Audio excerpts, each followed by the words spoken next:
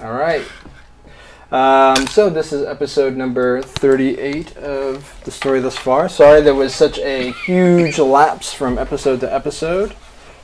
We had a lot of stuff to deal with. We had the most ridiculous technical snafu in the history of all snafus.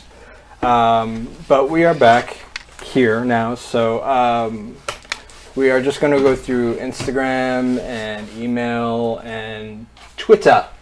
We have a Twitter. Yes, we do have a Twitter. It's at story_thus_far.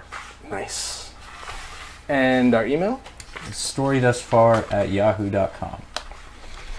And then Instagram is at @_storythusfar. See how I changed it up, guys? You thought I was going to go one way. I went the other. I'm unpredictable. Ready. Unpredictable. But you know what? I'm so unpredictable, I can't even find the notes from last week. So let me find them. I didn't expect that. So. That I didn't. I have them here, though, somewhere. Dun, dun, dun, dun. Yeah. Somewhere here. Let me pause while I look for the notes. All right, I found it. All right, so we are on episode number 38 of the story thus far. Terra, Barag, Kohl, and Daedalus, the adventurers collectively known as Valor's Ransom. When last we met, through a series of missteps and bad luck, Terra, Daedalus, and Kohl were responsible for opening a series of dimensional rifts. Through those rifts, demons poured through into the city of Baldur's Gate. It was a city under siege. Daedalus had lost his memory, and Barag was at the Clamhammer, trying to kind of put the pieces together as this eerie red mist kind of swept slowly into the city, along with this unending demonic horde. The four of you, along with Greer, Sarah, Bale, and a kid that actually managed to get a hold of you. That's kind of how this whole thing started. You guys kind of regrouped and barricaded yourselves in the Clamhammer against this demonic tide. Most within the city walls were not as fortunate as the four of you, succumbing to tooth and claw. As you were trying to come up with a plan, this eerie red light began to illuminate through the floorboards of the recently discovered dungeon underneath the Clamhammer. A dungeon that housed a portal that had been, until recently, laid dormant. Kohl, from underneath your tavern, a 12-foot demon, a pit fiend, had emerged with deadly intent. And as all this happened, it happened at the behest of the guild. The hastily built barricades within the Clamhammer eventually gave way, and the four of you dashed up to the second floor with demons at your heels. As you got to the top of the stairs, and with a large thud that shook the Clamhammer down to its very studs, a large creature had landed on the roof of the Clamhammer. Dragon talons had dug their way into the ceiling and through the roof, long like sabers, and they just peeled back the roof like a rind on a fruit. A black dragon polymorphed into the mysterious and aloof elven figure, Lord Rodtail. Quickly, you hurried up to the ceiling as Rodtail tells you that he was not here as an ally, but he was not here as an enemy, but he was here at the behest of the guild, but against his will. Then, four distinct things happened. Barag, close to the port, your father fights a horde of demons alone, and against all odds with his back to the ocean. This horde being led by a member of the Crimson Brotherhood, an enemy whose hand you took in combat. Terra, an arrow flies in your direction, and as you trace its trajectory, its path, you see Gefelda the Gallows Gwynmill, your nemesis, fellow pirate. She leads a horde of demons to the Iron Gate, the main prison that houses many of the disreputable figures at Baldur's Gate. But one worthy of note, Torlin Silvershield, a lieutenant of the guild, is also being housed at the Iron Gate.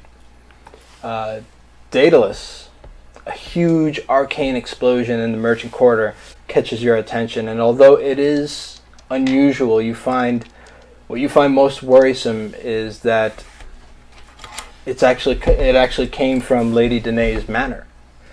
And finally, a sniper shot, carefully fired at your feet, the feet of Kohl Ravencrest. Several buildings away, you see the beautiful tiefling assassin Ava. And as you focus in on her, you see hanging from her belt, as if on display, a tiefling horn. A blue tiefling horn, much like your own, but unmistakable. It is a Ravencrest horn, and it is the horn of your brother. So, Valor's Ransom, you are surrounded on all sides, above and below. New threats have arisen that could be personally disastrous to one or all of you. And as all hell breaks loose, what would you like to do? So you're on the ceiling of the Clamhammer. Rodtail is in front of you. Sarah's there. Bale is there. Greer is there. They all have weapons are drawn as they've seen Lord Rodtail now kind of transform into this elvish figure. So I'm going to turn to the rest of the group, and I'm going to point to Daedalus. How long do you think it would take for you to get there to Lady Danae? Probably not too long. Okay, I'm going to need your help. Can you send me through that thing, that magical thing, that door thing? What do you call it? A dimension door. There you go. That thing. Can you send me at least as far as I can towards the prison? Yes, I can. Okay. You take your broom or your statue. Get to Lady Danae. Okay, And then I'm going to turn to Kohl. Kohl, I don't know what beef you have, but you need to take care of, and I'm going to point to the tower wherever the other tiefling is. That. And Barag, do what you do best. Smash the demon. All right. So, what do? So real quick, I cast dimension door. So, you grab Terra, you cast Dimension Door, invisible to everybody else but you and Terra. That door appears and you go into it and you just see them kind of bamf out almost. More like I just shoved her in. He's going to shove me in. You have to go with her. I gotta go. Yeah. Okay, so I teleport her to the prison. Okay, so you're going, I believe it's 500 feet? Yeah. Yes. Now, at his maximum range of 500 feet, you would be able to catch her before she gets there. Okay, so I'm going to do that. Okay. All right. So, poof, now you are standing in front of the gallows. So She's surrounded by about a dozen demons and more coming up the street. But it's you and Daedalus in front of the gallows, and you are the only thing that is stopping her from getting to the Iron Gate. Okay, so I'm going to turn to Daedalus and I'm going to tell him to get out of here. Take Broomy, take your statue, whatever you have to do. Just get to where you need to go. So I haul up the statue. I say the incantation, and I see the fly appear and just like land on the ground. So you take out the ebony statue of the fly. You read the ancient incantation, and it quickly kind of morphs into this giant rideable fly. And you just see it kind of like, you know how flies kind of lick their eyeballs? Yeah. Yeah, so that's what it's doing. So you climb on. Yeah, and I fly off towards the Merchant Quarter. Okay. And I yell good luck to Terra as I'm flying away. So you see him get on the saddle of the giant flies. He turns around, he says good luck, and you just see it like beat its wings. Even the demons are very surprised by what you see. as they're kind of like taking a step back, putting their arms up defensively. Now, you can kind of tell that these demons, they're not like the ones that you fought in the Climehammer. These are kind of very low level. They're kind of the equivalent of goblins. Goblins are not very hardy, but they are vast in numbers. And you kind of get the feeling that that's kind of the demon that she's dealing with. They're very low on the pecking order. Okay, so since I'm in front of her, I'm going to actually cast my Eye of the Deep amulet. All right. Immediately. Yep. Let's do this thing. All right, so let's cast Eye of the Deep. What is the DC on that? 17. DC 17 con. All right.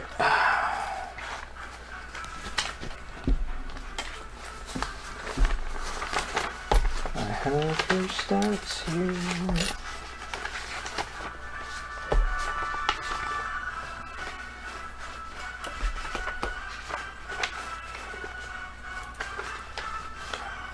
$17? Yes. Natural 18. Okay. So the you focus on the amulet, and you see the magic energy kind of coalesce around it, and these tentacles almost come out of the gem, almost giving off like a water sort of effect as they kind of wrap themselves around Gefelda, but her will is strong and she's unaffected. Okay. So we're gonna roll initiative now Okay. for you and Gefelda. Okay, what'd you roll? 23. Woo, you beat her by a lot. Alright, so Terra. So you still have Nox in your vest, right? Right. Okay. So that being said, what would you like to do? I'm going to use the living rigging that I have to tie and hopefully grapple Gefelda. Okay. Why don't you go ahead and read the living rigging to me, please? A long length of sailor's grade cord, which was once used to rig on a demonic ship. Once attuned, and it is attuned to me, the user can direct the rope to lash out at a creature within 30 feet of it that the user can see. The creature must succeed on a dexterity saving throw or be pulled 20 feet directly toward the rope. She's got pretty good dexterity. Yeah, I kind of figured, but Yeah. it's worth it. So the living rigging lashes around Gefelda as she manages to keep onto a hold of her weapons, but it kind of lashes her tight as she tries to dig in her heels, but you're holding the rigging and it's just starting to kind of compress and pull her towards you. She's almost bewildered by what's going on, and she is also restrained, Okay. which means that you have advantage on your next attack, and it's an automatic crit. Okay. Would taking her weapons That would be an action. Would that be an action or an attack? I would make that a contested athletics check. Okay. Her with disadvantage because she is restrained. Okay. So you would essentially be trying to muscle the weapons out of her grip. Yeah, that's what I'm gonna do. Okay. So she's at this natural 1. On the first roll was a natural 1. What would you roll? 24. 24.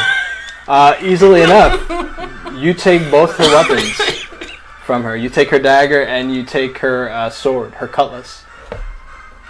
And I'm gonna just kind of like sit on her at this point, and I'm gonna point my ring of calamari at the demons. Okay, well she is not gonna let that slide. So she goes, "Attack her! Attack the bitch!" And they're coming at you. So that was your turn. So now they get a turn. I'm gonna do this 5 at a time.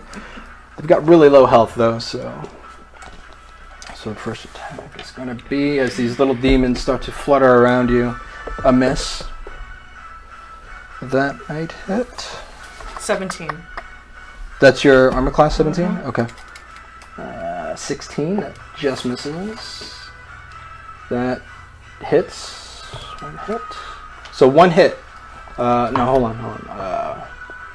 And a critical miss. So out of five attacks, you manage to kind of like duck this way and duck that way, and then you're just moving so quickly, but only one manages to just barely catch you.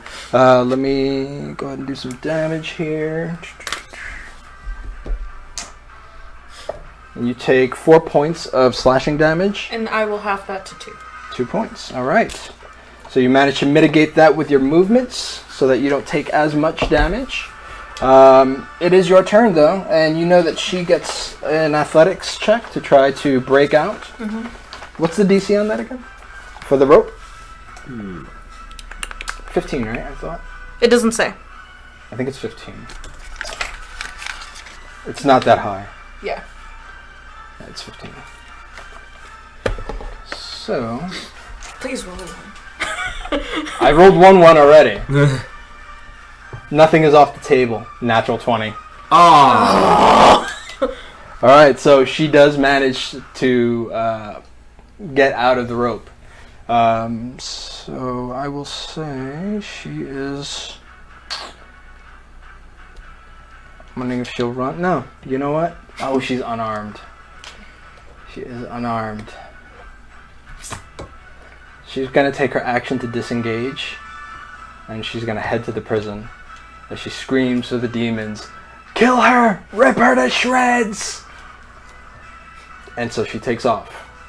But I will give you an action before... I mean, you've got 2 daggers. They've got a range of 20, 60.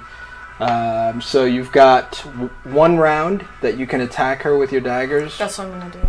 Okay. I was going to try and either attack her or try to, like, hook them around her, like, around the leg. Go for it.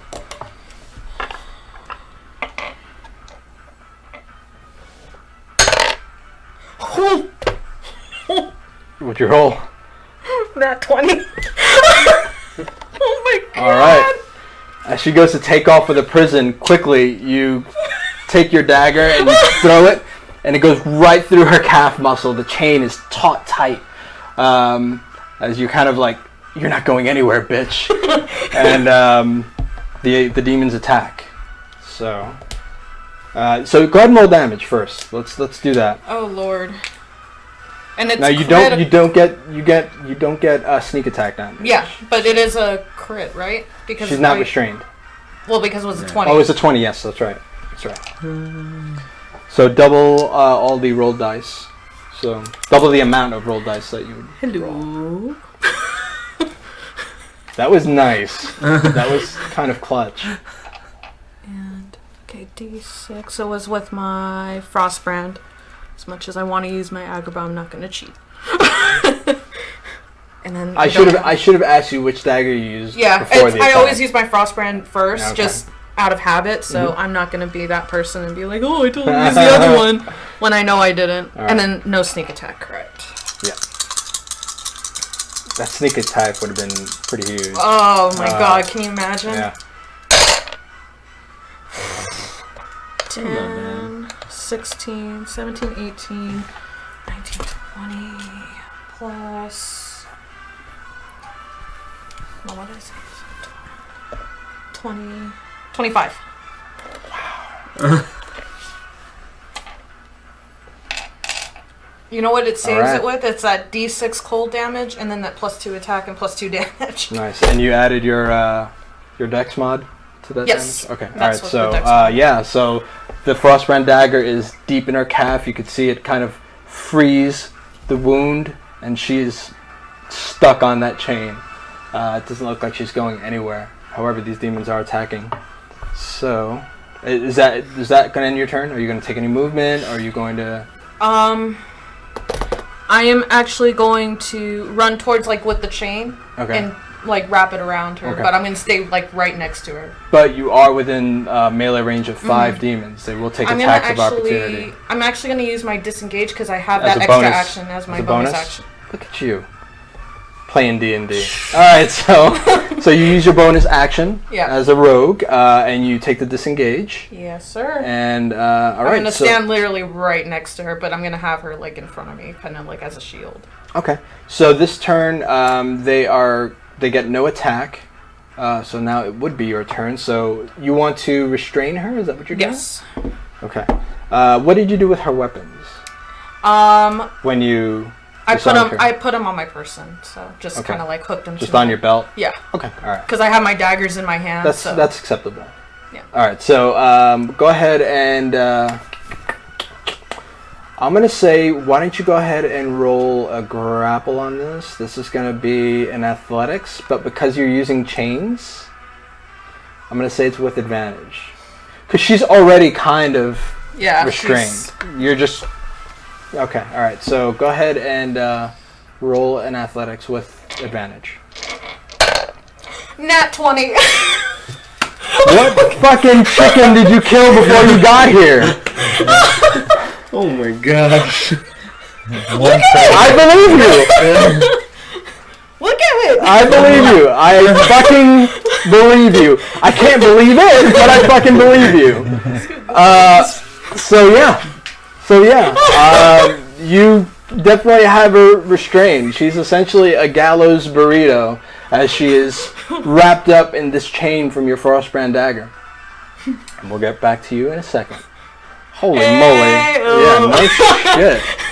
All right, so Daedalus, you are on your way to Lady Danae's. Yeah, I'm flying all the way there. I will say, I'm going to have you make a series of animal handling checks. Are you proficient in animal handling?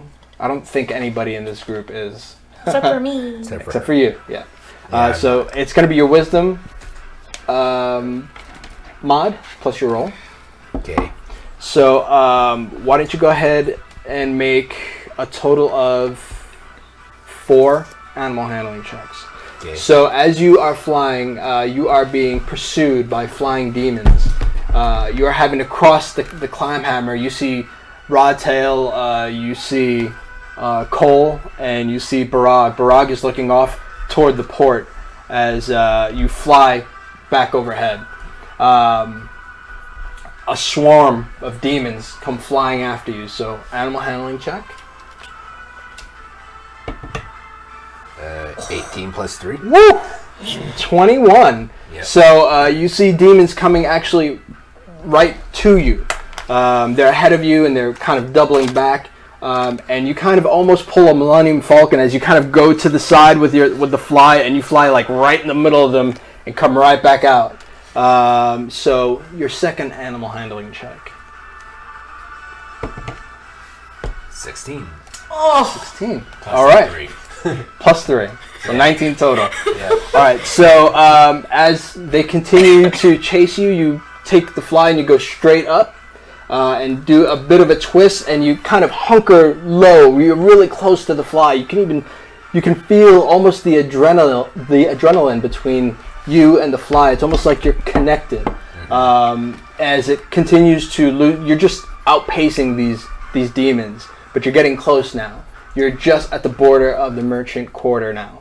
So go ahead and make another animal handling check. That's only an 8. An 8? Alright, so demons are continuing to fly after you. Only a few though. However, you slip off the saddle, but you are on the reins, so you kind of right yourself, but a few do catch up. But this is the last animal handling check before you get to Lady Danae's.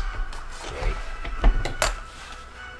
And 8 plus 3, so it's 11. So 11? Alright. So you get to Lady Danae's with a couple of demons kind of now clasped onto the fly. However, as you get to Lady Danae's manor, all of a sudden, poof, the fly completely disappears, and the demons kind of lose their grip. I need you to make an acrobatics check, as you are now tumbling in the air at about 25 miles an hour, essentially right into the area where the explosion happened in the manor. you're trying to mitigate damage right now. The DC is going to be a 20 on this. Ooh. 15, and there's 4 for acrobatics and the proficiency, so 15 plus 8. Nice. All right. He's so happy right now. Yeah. All right. So Hartwell, aka Daedalus the Magnificent, you managed to kind of almost Captain America this thing. As you are kind of in midair, you see that you're approaching this gaping hole where this explosion happened, and you kind of twist and contort your body in midair, and you manage to mitigate. You're going to take half damage only. So He doesn't need a parachute. Daedalus doesn't need a parachute at all. Okay. So you take 6 points of bludgeoning damage as you come down hard into what was once the bedroom, the chamber that Daedalus is so familiar with. Daedalus's boo. And yeah, I know. So as you quickly regain your footing, and you're kind of like sliding to a stop, you see Lady Danae, and she's got this mechanical contraption, kind of over her shoulders.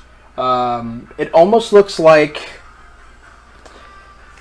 an Iron Maiden in that it's got one piece of flat metal in front and another piece of flat metal behind, with 6 small, they look like motors. Within the metal, you see spikes, and she's kind of sandwiched between both slabs of metal. Should these pieces begin to come together, begin to close, it would be fatal for her. And you see that she is gagged, and her hands are restrained, and more than likely that is to prevent her from casting any sort of spells.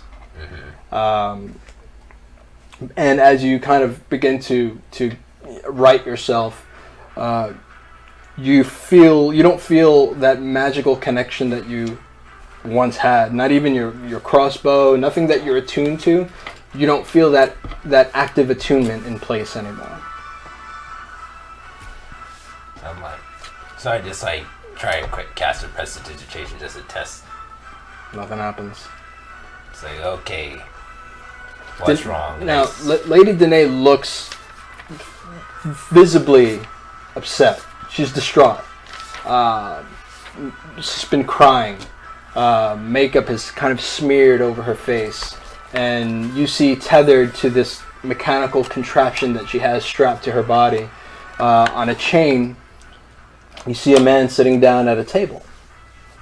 And he's wearing a very sequined, kind of garish almost, jester costume with a jester hat and a harlequin mask, which is just completely white and featureless minus the 2 eye holes.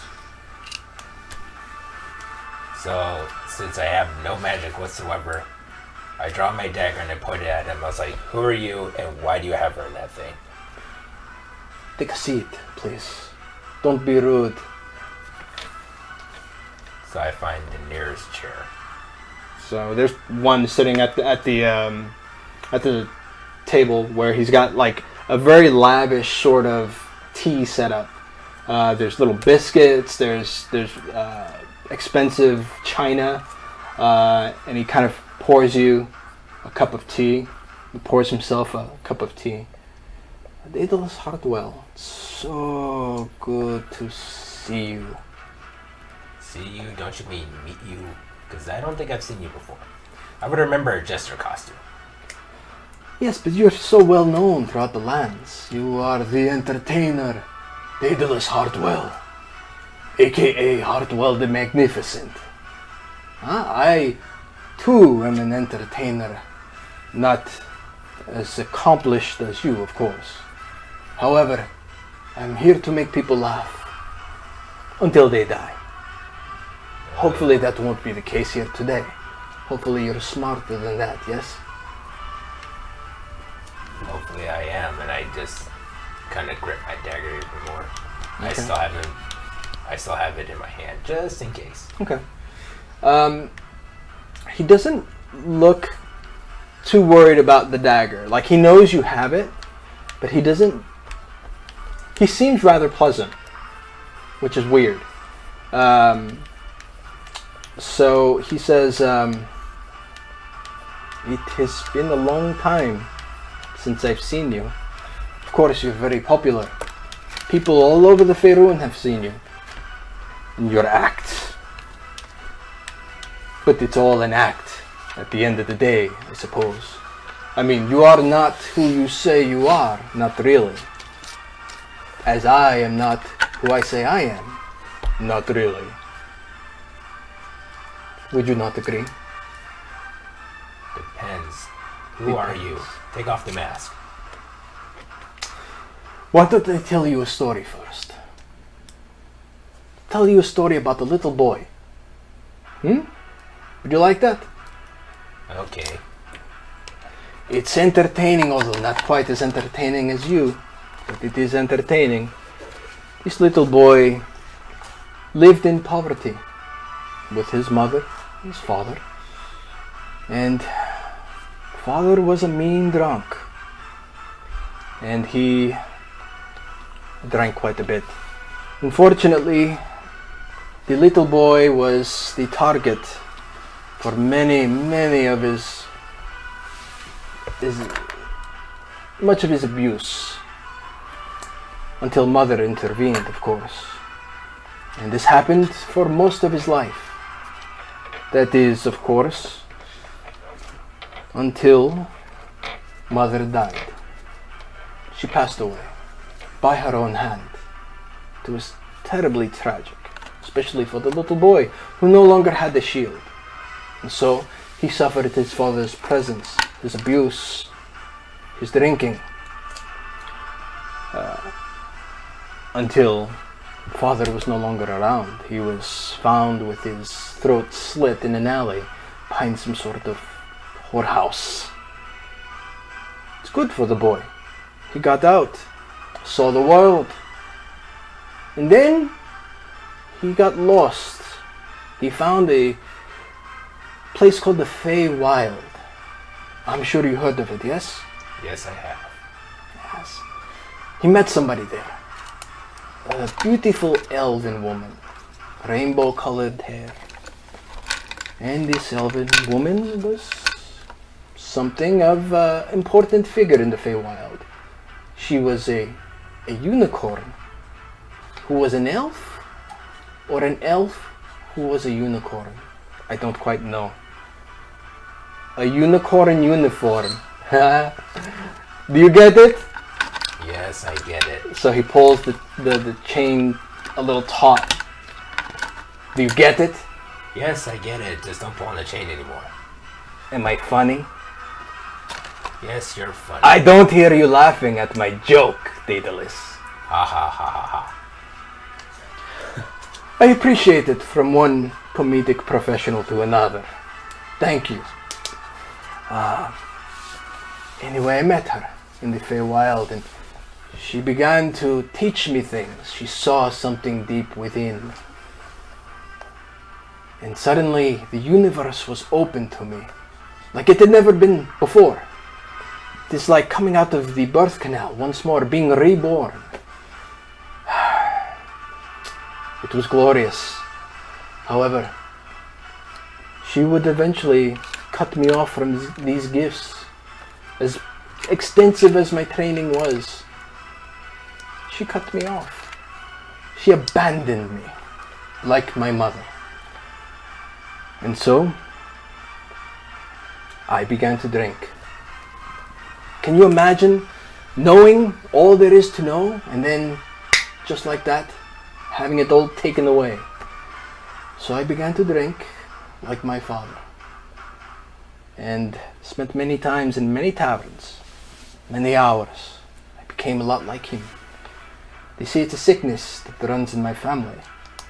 I guess who can disagree? And I set up shop in some fucking mud hole somewhere. The Alderman Wilston, I believe. And then I met you. You came walking into my life like a beacon of light. I recognized you. I'm sure you have recognized me by now. You're that bartender. I'm that bartender.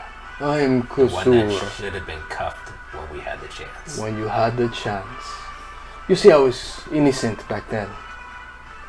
However, you drove me to this. See, your presence, even though I'm cut off, I can recognize one of my own. I could smell her fucking stench coming from you. It was disgusting. But my anger gave way to hope. Because we are like brothers. We share an attachment that no two people can ever share. So, your success, Daedalus Hardwell, is my success. You see? Don't know how you're putting those two together, but It okay. is. It is. So, you're using my gifts, huh? But I want you to use them much better. I'm going to make you a hero, Daedalus Hardwell. Every hero's origin is steeped in tragedy, and you will be bathing in it. It starts today. Aren't you excited? Not really. Oh, but you should be. Because when I get through with you, many, many years down the road, you will thank me for this. You will be the best Daedalus Hartwell you will ever be. Because of me. Sure.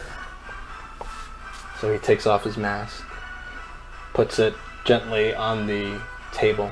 And sure enough, it is Kasur from the Alderman Wolster. Please, take your tea before it gets cold. There's nothing in it, is there? No, he poured it. Oh, you're asking whether it's poisoned? Would you like to switch cups? No. So he... I've seen that happen before. Poison's most likely in both. No. So I grab the cup and I just take a tiny sip and set it back down.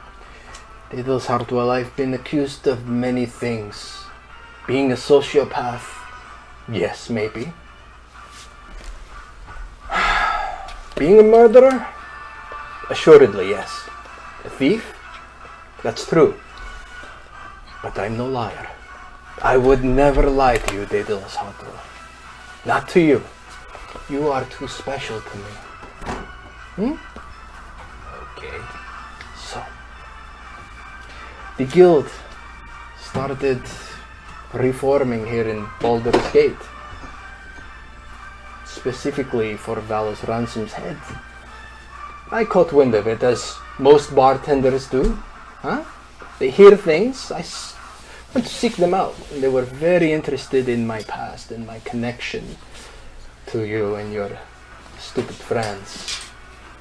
And so here I am. But you're going to beat them. I'm going to help you.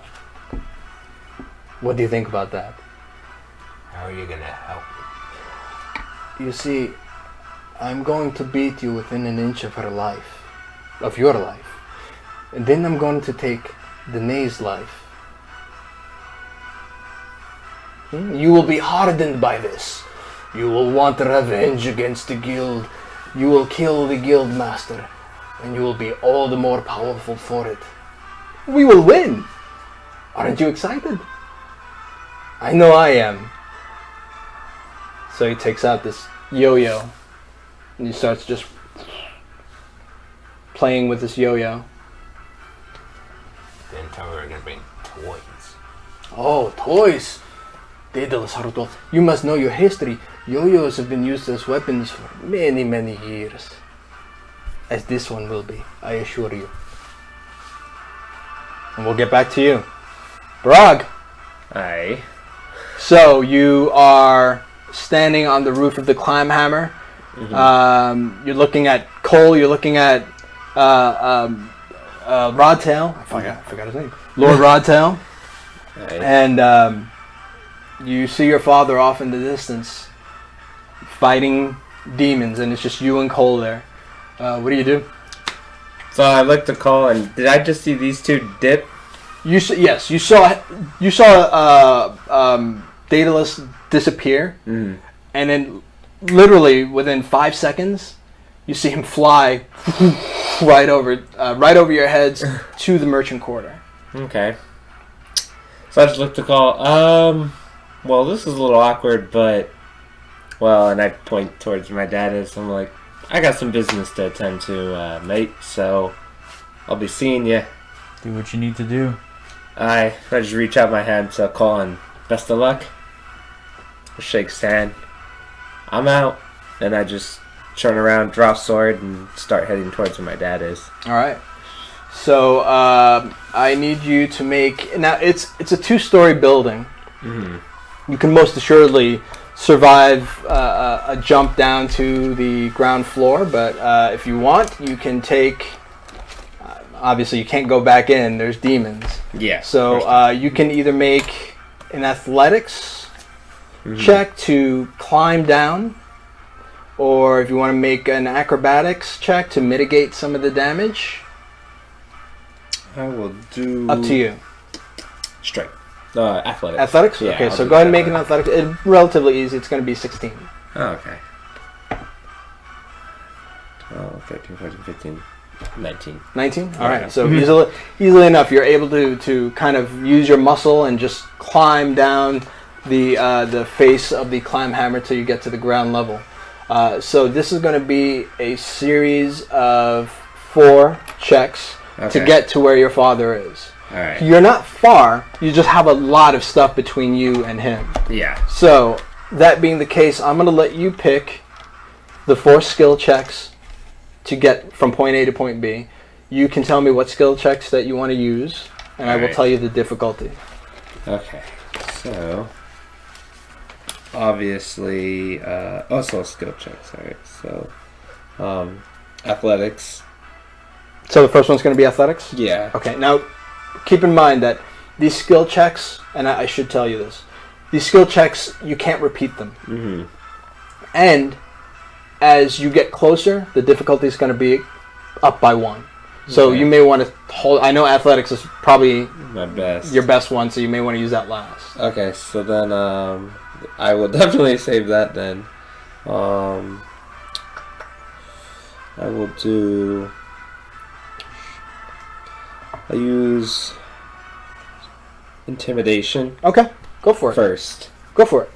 And how do you use intimidation as you get to the ground level? You see these relatively low level demons, but there are a lot of them. So how do you use your intimidation? In true dwarven fashion, Yeah. I'm just gonna do like a battle cry in front of all of them, just "Ah!" All right, go for to it. try to intimidate all of them.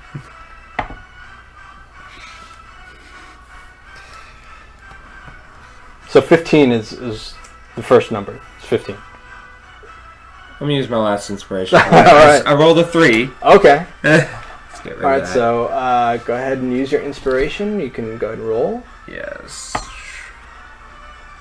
don't think that's any better, but you're not gonna believe this. Exactly 15. 15. All right. I rolled a 9. So in true dwarven fashion, you get down to the bottom. You take out your 2 swords and you give a hearty dwarven war cry, and yeah, you manage to kind of almost like Moses parting the Red Sea. You part a path in amongst this horde of demons. So your second skill check, what's that going to be? All right. Now you're coming to a corner on the street. Okay. Gonna use survival. Survival. Okay. Yeah. And what fashion are you going to use survival? So I'm coming to the corner. Anything in the demons are in front of. Are they around the corner or in front of them? They're everywhere. They're everywhere. So I'm gonna take I'm gonna run alongside the building and jump over them. Well, that wouldn't be survival. How would I do this then? Survival. I'm actually gonna grab one of the demons and use them to part a path through. Okay. So you're going to use them almost like a battering ram. Yeah, exactly. Okay. I like it. That's out of the box stuff. I like it. It's going to be You'd my want to party. see this. A dwarf using a demon as a battery. It's like, Yeah, no, I dig it. I dig it. And then the demon's just kind of struggling in your grip. Charge! This needs to be like a cartoon or something. Like an animation. Modified 19. Nice. All right. So 16 was the difficulty on that. So you definitely made it. As you are kind of parting more demons, you have this one small demon in your arm. You've almost got him like a battering ram, and you're just using him to kind of bat away other demons with. All right. So yes. So this next difficulty check is 17. So what skill would you like to use? Acrobatics. Go for it. So, and what I'm going to do is, for acrobatics, I'm going to be using the demons as stepping stones. I'm just going to be running along all their All right, I paths. like it. I like Oh it. my goodness. That's awesome. It's the best. A dwarf hopping demons. Yeah.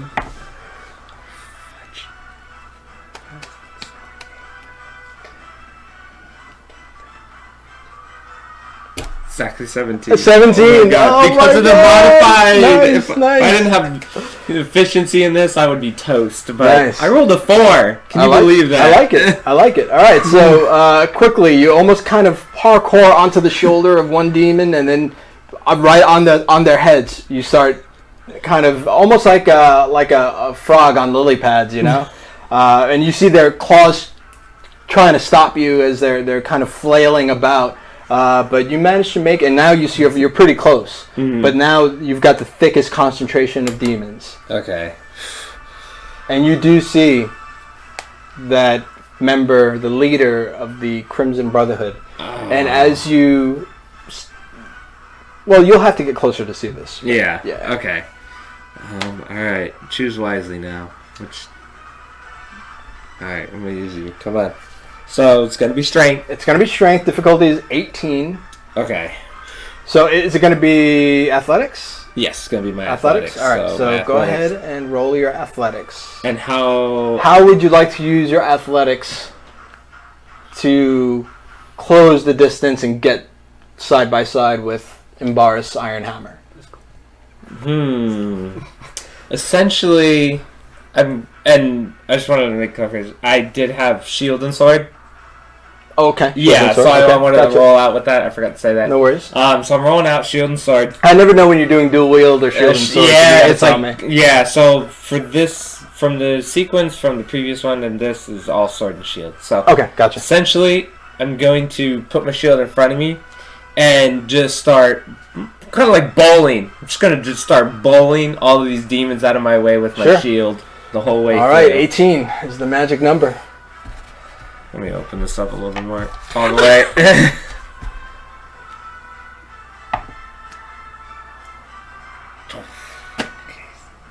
That might be it.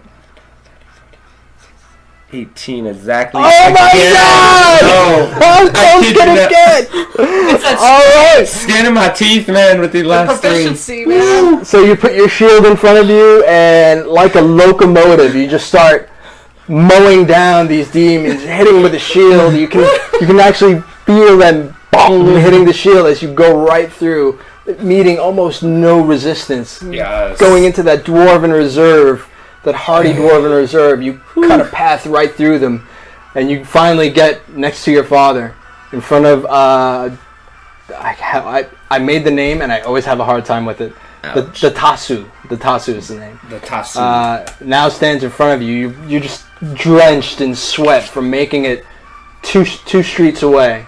But you're there, and you've got your shield and your sword, and he's standing there in front of you, looking a little confident of the situation that he's in. Make a perception roll, please.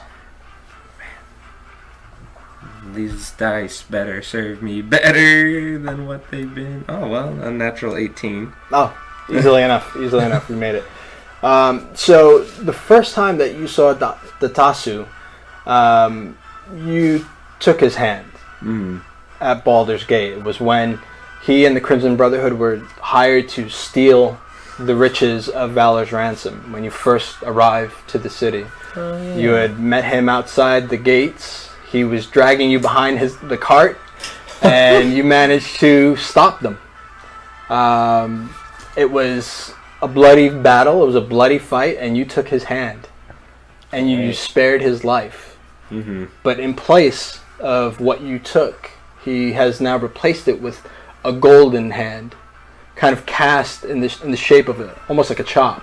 Mm-hmm. And you see ornate leather straps kind of strapping it to his forearm up to his elbow. And he looks at you, standing very straight, like he's ready. I was hoping to see you again. I was hoping to never see you again after I spared your life. Indeed. But honor decrees that I take yours. Well, good luck with that. And I kind of just look at my father. You got 2 dwarves to deal with. So you see your father kind of crack a smile when you say that. He's got a sword and he's got a hammer in the other hand as he kind of bangs them together. And he goes, "You darn right, boy." Aye. And I look back to the Tatsu and I'm like, you're really screwed up now. He has his hammer. So he looks at you. He puts his hand out. Come. Fancy hand there. So he's giving you first strike. Alright. But he is it looks like he's taking something of a defensive stance. So your attack will be at disadvantage. Okay. Alright. He's essentially taking the dodge action. Oh, okay. Dodge action. Oh, of course. 16? Just missed. As your sword kind of goes right over him, he manages to kind of, almost like a Neo sort of thing. He goes almost all the way back and comes up as your first attack misses. So now we're going to roll for initiative. All right. What'd you roll? 4. 17. He goes first. All right, so he is going to take his first attack. I think that misses. 12 misses, yes. As his hand strikes your shield. Even though it strikes your shield, and your shield takes the full brunt of the blow, you feel it. And it almost pushes you back a little bit. That one does hit. 23. Oh, yeah. That one misses with a 13. He's going to use a key point and do flurry of blows. Natural 20. Oh, Yes. That's gonna hurt. It's not gonna be that bad, but it's the effect that hurts. Yay. Okay, so you take 9 points of damage from the first hit, 9 points, okay. and the second hit, you are going to be stunned.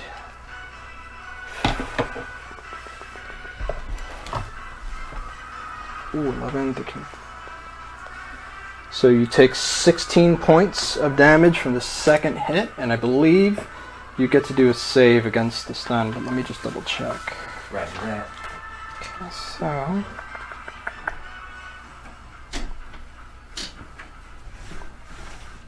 No, you know what? He's gonna knock you prone, actually. He's gonna knock you prone. Okay. So that's gonna be a dexterity save, sir. Dexterity. Okay, you're going away. I'm not rolling you again. Dexterity save of 16. 16. Come on, baby.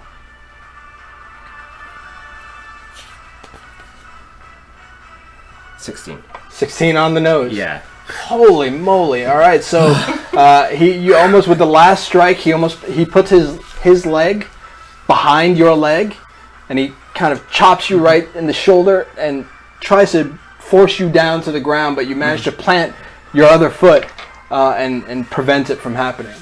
Now, it is your turn. Okay. So I'm not knocked prone. No, Thank you are God. not knocked prone, Thank but you God. guys are within melee range of each other. Okay. So I'm going to. Yeah, I'm just gonna hit him with my 3 basic attacks. Okay, go for it.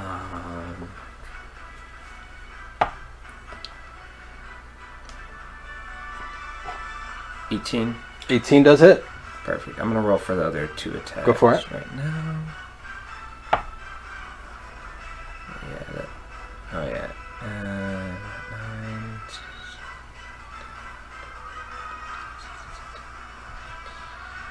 19. 19 does hit. So 2 hits. Yes. Come on, give me one. Oh yeah. And 18, 21. 21 does hit. So 3 hits in a row.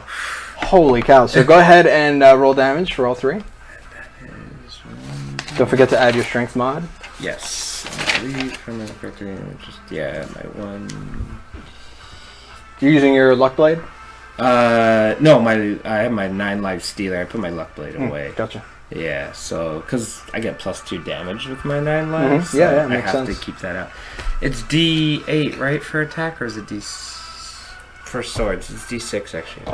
It is for swords. swords. It's a D8. It's a D8. Okay, so If it's a long sword. it is a long sword. Yeah, if you're using it with 2 hands, it's a D10 because it's a Okay. versatile weapon. But if you're Yeah. using it with 1 hand and a shield, it's a D8. D8. Okay. All right. So rolling for first one. 13 damage for the first one. Oh no, 15. 15. Yeah, 15 damage total for the first one. Dang, son. Oh shit, and I just rolled an 8, so 8, 9, 10, 11, 12, 13, 14, 15, 16, 17, 18, 19 damage for the second one. This might be a really short fight. Let's cock. Another 8, so another 19, So another 19 points of damage. Holy cow. So, quicker than he expected. You hit him 3 times with your sword, and the last 2 cut deep. He's bleeding from his shoulder, and you get him right in the side, and he's bleeding pretty heavily. And you could tell that he's kind of surprised at what is transpiring. He did not expect this. It's actually his turn, so he is going to do.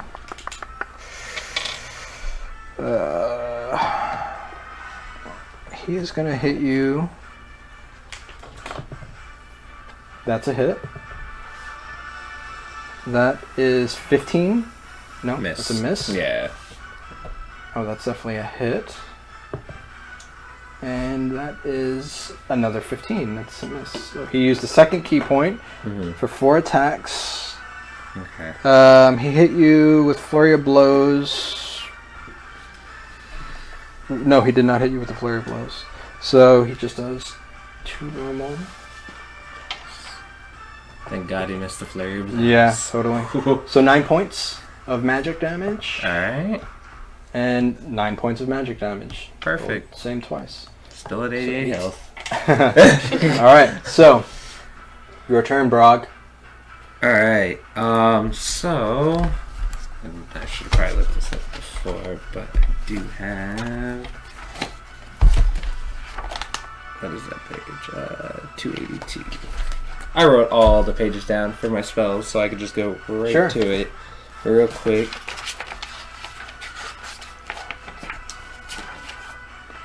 I'm going to cast. He's so happy that he's casting things. As my bonus action, Thunderous Smite. Concentration up to 1 minute. First time I hit with a melee weapon attack during the duration, I'm going to ring a sound of thunder, and I get to deal an extra 2d6 thunder damage to the target. Alright. Alright. Go for it. Gotta pick wisely here. I better hit. I need to hit. Thunderous Smite. Natural 20! Oh! Oh my god, no! Yes! Yes! Alright. Double all the dice. That includes on Thunderous Smite. Oh my god! So you're rolling 46 Six. just in thunder damage. Oh my god. Plus 2d8. Oh my lord. Oh. I'll get the Yes. calculator on. Oh my Oh, look at the DM. I Oh. like when you guys succeed. Cock dice. Let me roll that one. Okay. I love it. Okay, so 8, 9, 10, 11, 12, 13, 14, 15, 16, 17, 18, 19, 20, 21, 22, 23, 24, 25, 26, 27, 28, 29, 30, 31, 32, 33, 34, 35, 36, 37 total damage for that Holy attack. shit. Holy actual shit. Yeah. With all the mods. Alright. Because you hit a natural 20, and that was such a massive hit, you just completely shred the leather straps on that Yes. fake hand, and it goes in the air and flies off amongst the horde of demons. Yeah. Wow, dude. Just That is crazy. wow. Mind-boggling. Oh my god. Now I know how Terra feels. She does that every round. Yeah. Dancing around. Oh my goodness. All right, so you hit him with this thunderous smite. You say a little silent prayer to Hestia, and you just see, She delivered all right. yeah. Yes. Even the demons get pushed back by the thunderous smite, Awesome. and he looks rough. Also, it says if the target is a creature, must succeed on a strength saving throw and be pushed 10 feet away from me and knocked prone. What's the DC again? That would be spell save, right? Yes. So it's 14. He's got to beat. He rolled a natural 16. He does make it. So all the demons like around him kind of get pushed away, but you see him like with one of his hands and what's left of the other one kind of in front of him. You see his clothes kind of like billow and then kind of like settle, as it's just kind of like the two of you. You're in front of each other, and he kind of looks over his arms and he looks at you, and you see he's worried. Oh man. So is that going to end your turn? That was just your bonus action, right? No, No, you cast it. You cast it for your bonus action, and then And it then was one attack. So you get two more. Yes. Right? So go ahead Oh my and roll. lord. Yeah. So, as That was a good choice for multi-class. Yes. Oh, I'm so glad I decided to lean more towards the paladin because this is just destroying it. Oh, Go for it's it. beautiful for a fighter. I'm gonna give him. I'm just gonna tell him. I'm gonna keep my shield up, kind of relax the sword just a little bit. I will give you this courtesy once. You have the chance to surrender. Otherwise, I kill you where you stand. So he looks at you, and he looks at your father, and you see he's breathing heavy, and he just falls to his knees. He takes a short sword from his side, and he just digs it. He's attempting to dig it into his side, Yeah. and he does with one hand. I attempt to grab it before he does it. So go ahead and make an athletics check.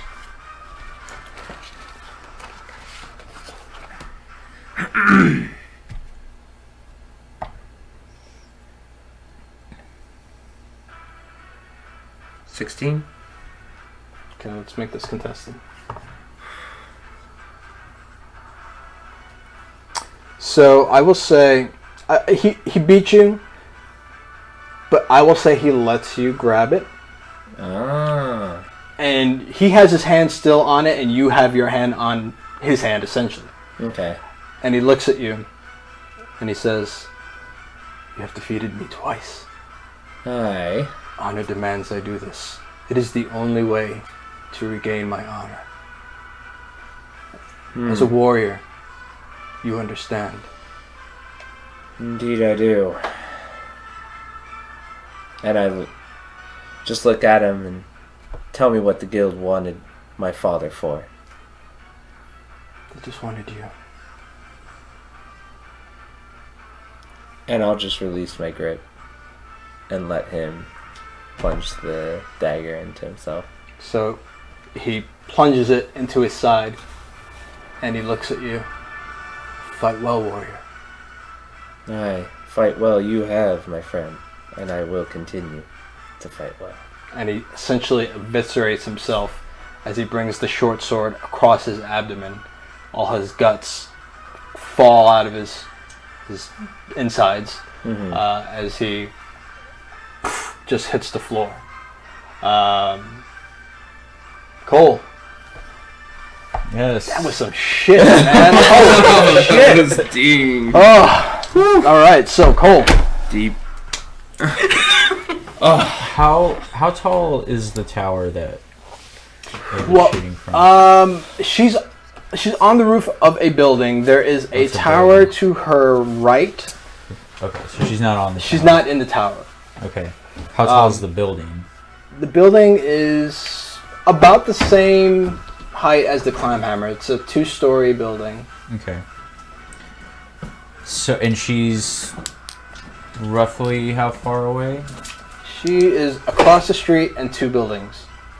So it's a pretty decent distance. Okay, pretty decent hop.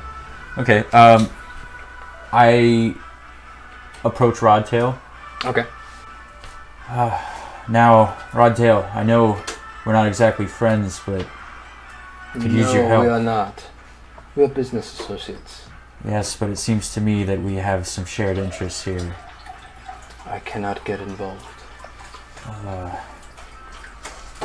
You can't allow yourself to be a subject of the guild either. I have much to lose. They know what pressure points to press. What they I do not feel threatened, but there are others within my care that do. Well, let's defeat them together then. I just ask one thing of you. Just one. Get me to the bottom of that building. Street level. Make a persuasion roll. Persuasion or intimidation, but Like persuasion. yeah. Get me over there, dragon. Snap to it, fella. Get me over there. Oh my lord. Yeah, see? It's be 18. Yeah, see? You made it, see? Alright, so... You should Alright, just DM so... this. Just talk like that. So you see him kind of relent, see? No. So you see him kind of question for a second his own. He's having like this inner. He's questioning himself right now. You could tell he's kind of at odds with himself. Just a short hop for someone of your abilities. So he reaches into his coat and he pulls out a small leather case and he hands it over to you. This is the best I can do for you. I cannot be seen. So I open it up. It's house potions. About 6. They come back, like the case has like a leather strap that you just kind of like sling around you. So I did get through to you a little bit then. And I put the potions Everyone in. is entitled to a moment of weakness, Kohl. Oh, I suppose. I want you to win. Seems like your moment of weakness has been a benefit to me, so I appreciate it nonetheless.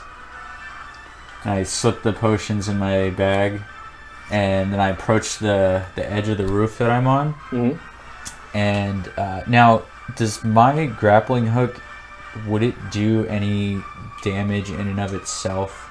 Like any kind of piercing damage? Or It would do piercing anything like damage. For a grappling hook, I would say it does the same as a javelin.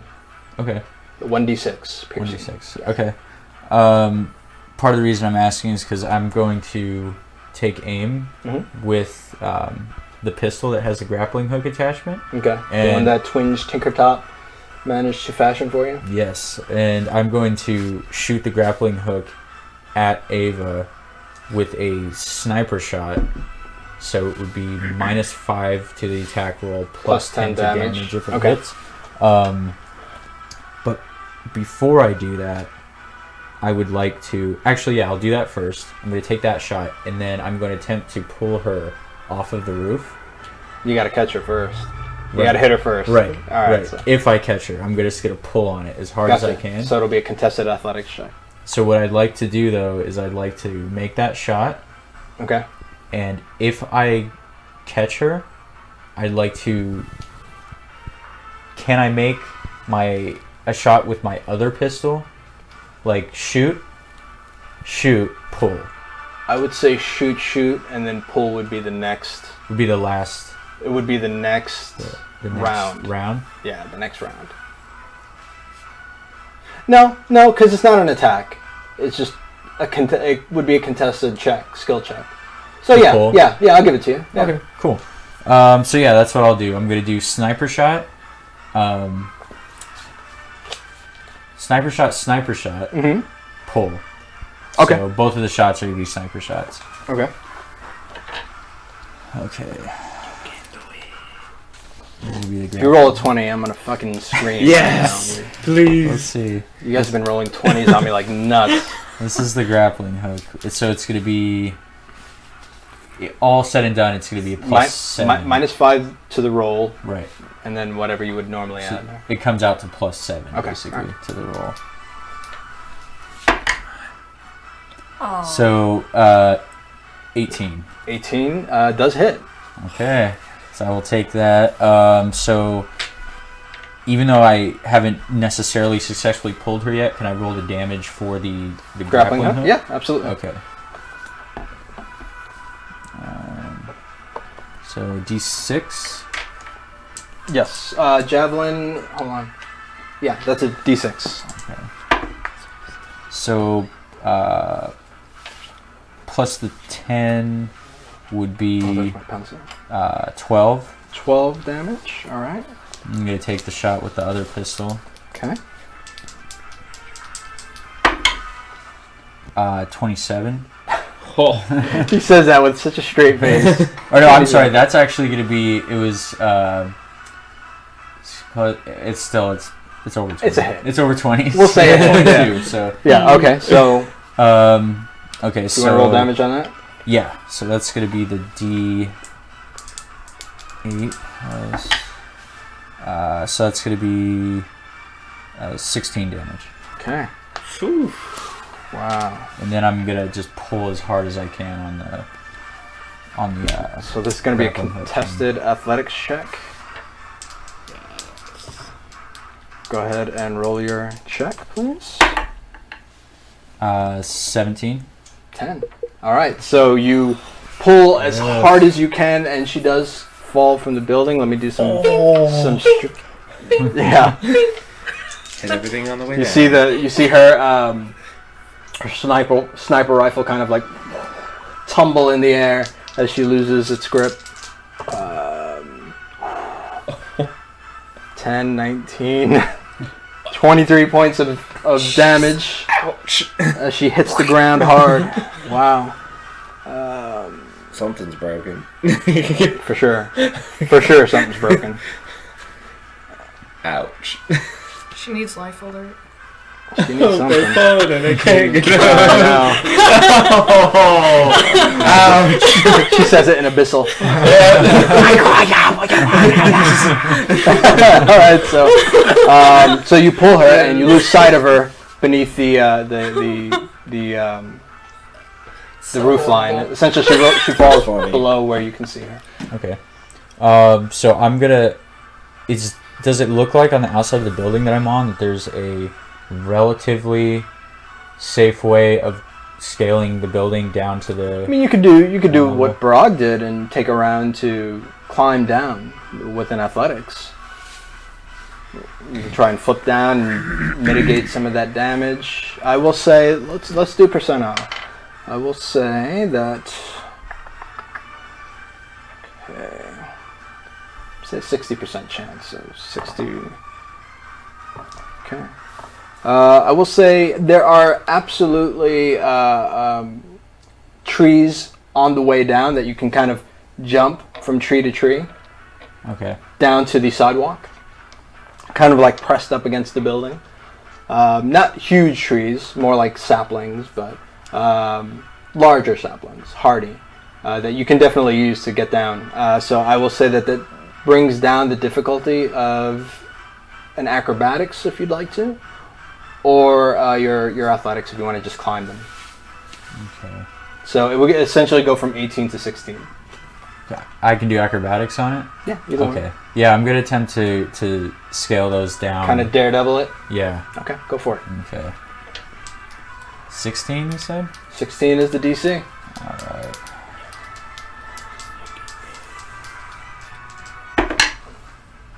Um, 19? 19. Yeah. All right, easily enough. Kohl, making it look easy with your acrobatics feat. So, is there any sort of? I'm gonna actually try to do it without too much flourish. Okay. I want to stay as sort of flush against the trees as possible, Okay. so as to just conceal myself. I don't want to be seen by anybody if I can help it. Okay. So How very ninja of you. yeah, All right. kind of. I mean, it's sort of that scenario right now where it's like I don't want I to could like just see, like, announce what the- I'm doing. Yeah, that makes sense. So yeah. All right, so now you've got 4 skill checks to make it to where you last saw her. Okay. So what's the first skill check that you're going to use? I am going to use. Can I use acrobatics again? Yeah. During okay. Yeah. Okay. Because it wasn't part of the skill check, Right. the 4 skill checks. So yeah, you can use it now, but you can't use it in the Right. other 3. Okay. And they're going to get harder by 1. It starts with a DC of 15 right now, and then it's going to be 16, 17, and 18 will be the last one. So Okay. that might change which ones you use to start and which ones you finish with. Okay. Could I use survival to say kind of like scout out the best path in front of me in with the aim of like avoiding any So potential almost demons? in a tracking sort of way. Right. Sort of Yeah, set a I'll path. say yeah, Okay. absolutely. Sweet. So 15 is the DC on that. This will be round 1. 21. 21. Easily enough, you are able to find a path that has very, very few demons, and you are able to kind of sneak past them as you manage to close the distance between you and Ava. So now it's the second skill check. So pick the skill that you want to use. Tell me how you use it. Okay. I would like to try acrobatics. You would like to try acrobatics. I would like to try. I would like to succeed. All right. So, I'm gonna do that, and I'm just gonna attempt to. I don't want to like start jumping off of stuff because again, with the aim of not announcing my presence Okay. too much. But if I can kind of just try to move very deftly on my feet and sort of duck behind anything if I need to, and kind of just like dip, duck, dive, and dodge sort of Okay. thing. All right. You Sure. know? Yeah. So active dodging. Right. Okay. In the words of Captain America, I got that reference.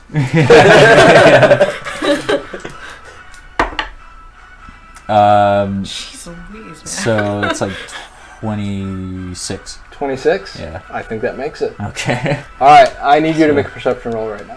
Oh boy. Natural 20. All right. Easily enough. As you are now closing the distance, you're about halfway to where you think she fell.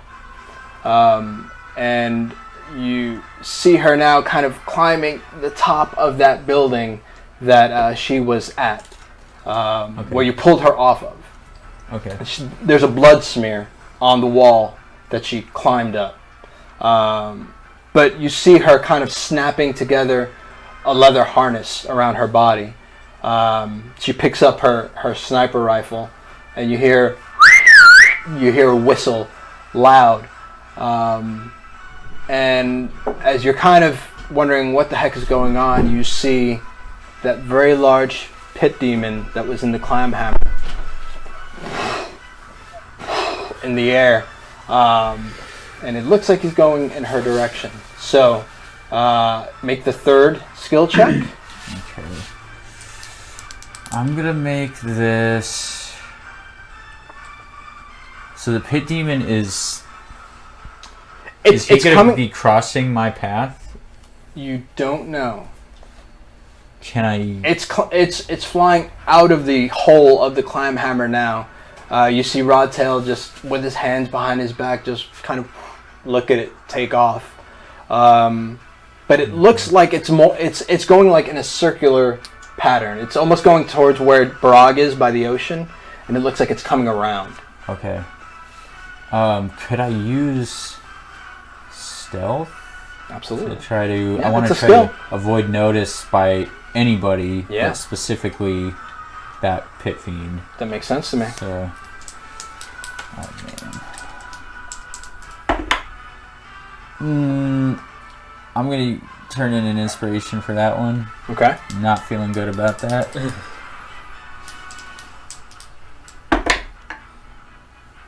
A little bit better.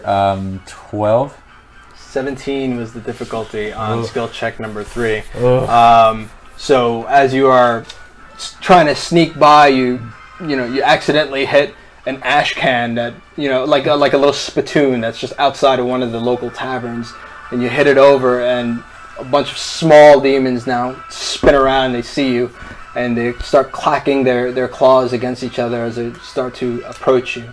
This is the 4th skill check, Okay. and I need you to make another perception roll. Okay.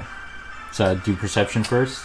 Yeah, make your perception roll first. This is easy. It's a 10 because you kind of know what you're looking for. Okay. So it's in reference to the pit demon. So go ahead, or the pit fiend. So go ahead and roll a perception roll of 10. Is difficulty 16. 16. So as the pit demon is making its way around, you see Ava kind of hold up a large hook, and as the pit demon is flying, it essentially hooks onto its belt, and she is hoisted. Okay. So this is your last skill check. So go ahead and make the skill check. Okay. So I'm still. And I'm going to say, because you failed your last skill check, this skill check is going to be 19. It's going to go up Okay. because you now have demons hot on your tail, Right. figuratively and literally. So can I say that she's gone. Yeah, I know she's gone. Yeah. So I'm gonna try to. I'm gonna try to get to the top. Can I say like switch my destination? Still make the skill check, but like switch my destination To where? to how close am I to the building she was at? I mean, Is it like the it's nearest, close. Yeah. pretty much? Yep. Okay, so I'm gonna go ahead and try to get to where I was going then, but once I'm there, attempt to get to the top of that building. Go for it. So, and I'd like to make this perception, Okay. because knowing that they are on my tail, I'd like to just try to tune in very acutely to who is chasing me and whose attention I have now caught as I continue to move along. So you are paying closer attention to your surroundings. Even more so. Gotcha. Yeah. Okay, so go for it. Not to say I wasn't before. So now this is 19 instead of 18 Okay. because you failed the last skill check. Okay, 19.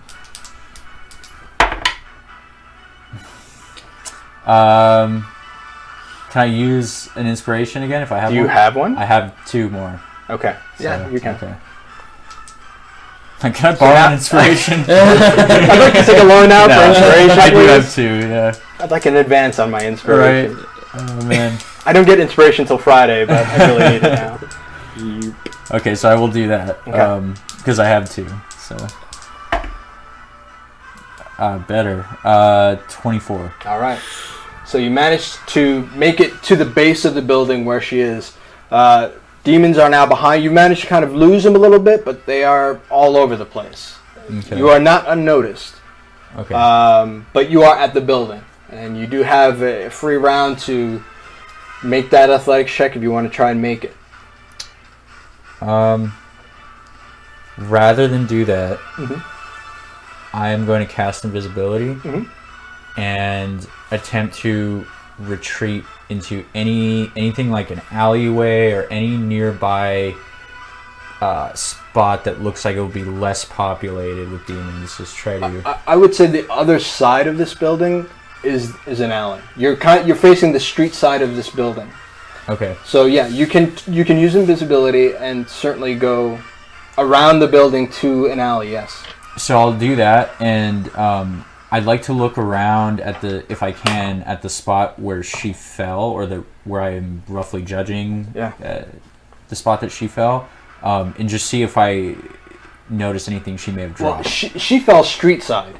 So when you do that last skill check, you are where she fell Right now. right now. So can I look around before I dip behind the building and just see if there's anything she may have dropped on the ground anywhere when Make she a perception fell? roll.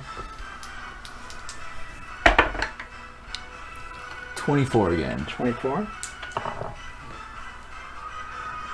I will say that she dropped the horn. Okay, so I will cast floating horn. I was gonna say. Could be a thing. Yeah. Okay. Am I close to it? I mean, You see it. Yeah, it's Yeah, there in front of you. okay. I mean, you're at the spot where she landed on the ground. There is the blood smear on the okay, wall I'm right there, where then. she climbed up. So yeah, you Perfect. see it as you kind of scan the area for anything that she could have left. You do see that horn. So I'm going to scoop that up very quickly, toss it in my bag, and cast invisibility. Gotcha. Okay. So you walk. I've already did the perception roll. Nobody sees you. So you make your way slowly and carefully around the building to the alley on the other side of the building. Okay. What would you like to do? I'd like to so the closest event, I know from the rooftop we saw the thing going on with Barag's father, and Lady Danae and Gefelda. The closest one, would that be That would be Barag. Yeah. So I'd like to figure in my head where I'm at versus where he's at and just make my way in that direction. Okay. You actually headed west. Okay. He's south. Okay. So I'm going to head south and just, as much as I can, take any alleyways or things like where I'm at now. Okay. Another perception roll. Okay. Now that you're in the alley. 26. All right. So you see her have. She almost is now in an upside down position beneath this pit demon that is flying through the air, and she looks like she's scanning you for you with her sniper rifle. Okay. Unable to see you. So what do you do? Now to get to Barag, it will be skill checks again. Okay. The difficulty will be lowered because of your invisibility, I'll say. Okay. So it will be lowered by 1. Okay. So 4 skill checks. Okay. Does it reset? Can I use the skills I used on the last series? No. No? No. Okay. Because it's gonna... I do a religion check. And pray. I'm gonna have to use all... Basically it's 8, so I'm gonna have to use most of Yeah. what I have. Pray my way through these demons. I'm invisible, Just don't which whisper limits too it in loud. theory. You are invisible. They definitely don't see you. Okay. The only way you give yourself away is if you kick something over, you bump something or someone. Yeah. Oh my god.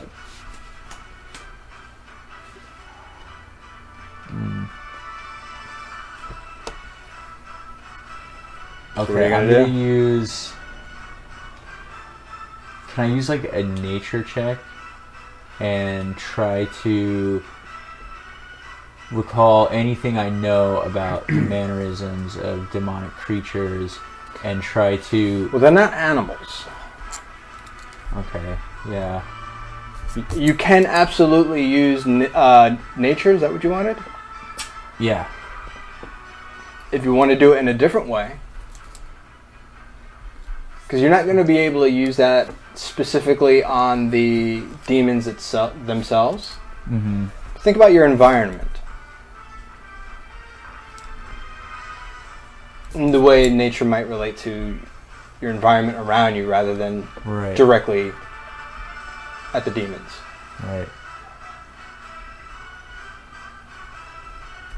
Are there any? I just thought of. Okay, I just thought of something really completely opposite direction. Methodology. Okay. wise.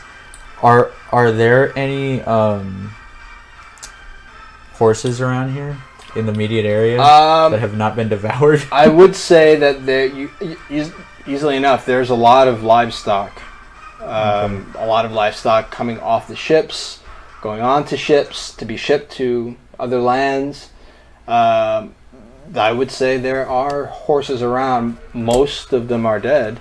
I will say there is a 20% chance that there's a live horse Okay. in your immediate vicinity. So, green is high, 80 or higher, and you've got a live one. Okay. What is it?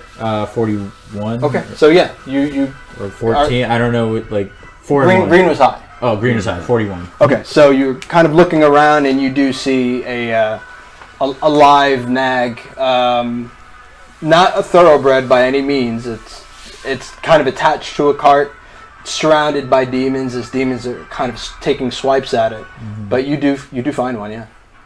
Okay. So I'd like to. Is it facing the direction I'm trying to go, or is it facing the opposite direction? It's definitely not stationary. It's kind of trying to move defensively from left to right. But it's kind of more or less in place. Yeah.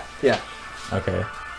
So while maintaining And the only reason why it doesn't bolt is because it's kind of attached to a carriage. Okay. What is it attached by, like a rope or? No, the regular kind like a of full like a harness. Cart. Like, Yeah. Okay.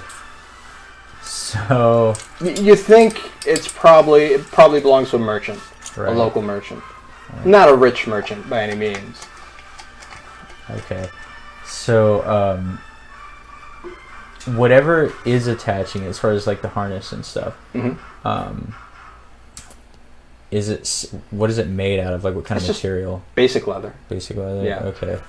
And it doesn't look very well kept. It looks like a lot of the gear that is used on this animal is probably scrapped together, Okay. kind of jury-rigged. Even the cart itself has kind of mismatched wheels. You could tell the carts have been repaired several times over. Like I said, it looks like it doesn't belong to a very rich merchant. Right. Okay. So I'm gonna try to cut all of the straps on the harness to set the horse free. Okay. And if I'm successful, as soon as I do that, I just want to give it like a quick like slap on the rear end to like get it going. Okay. So why don't you go ahead and make that first nature check? That will be a 15. Oh, is this gonna drop my invisibility? This would, huh? As soon as you attack. But like cutting the straps and stuff. You still got to hit it. Right, but I mean, like. I would say if you want to take 10 Mhm. to do it, you can. Yeah. But you would have to sit and do it. But would it drop? That would drop my invisibility, though. It would drop your invisibility. Mm.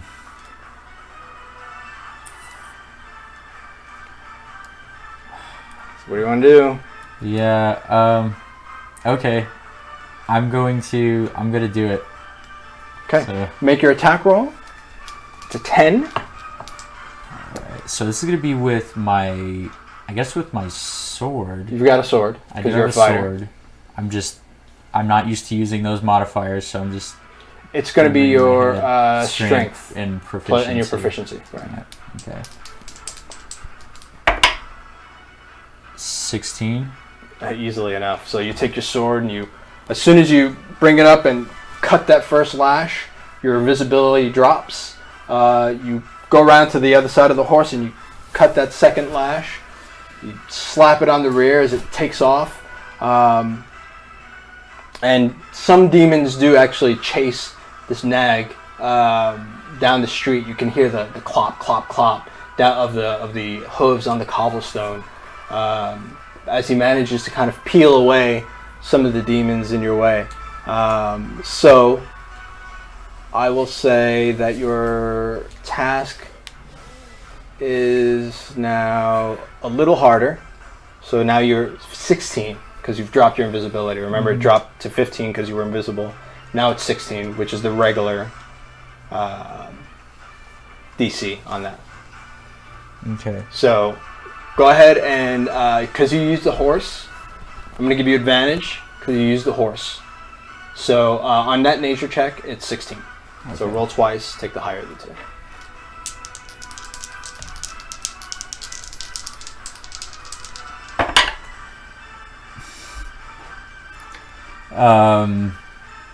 That's 13. 13. So as the horse takes off, you get surrounded unexpectedly. You are surrounded by demons as they start to take nips at you. You're not able to make that first skill check, so you're kind of stuck in one spot. Let me go ahead and make a perception roll. All right. So she is going to take a sniper shot. Natural 19. All right. So you hear the crack of a sniper rifle as you're kind of surrounded by these demons, and that is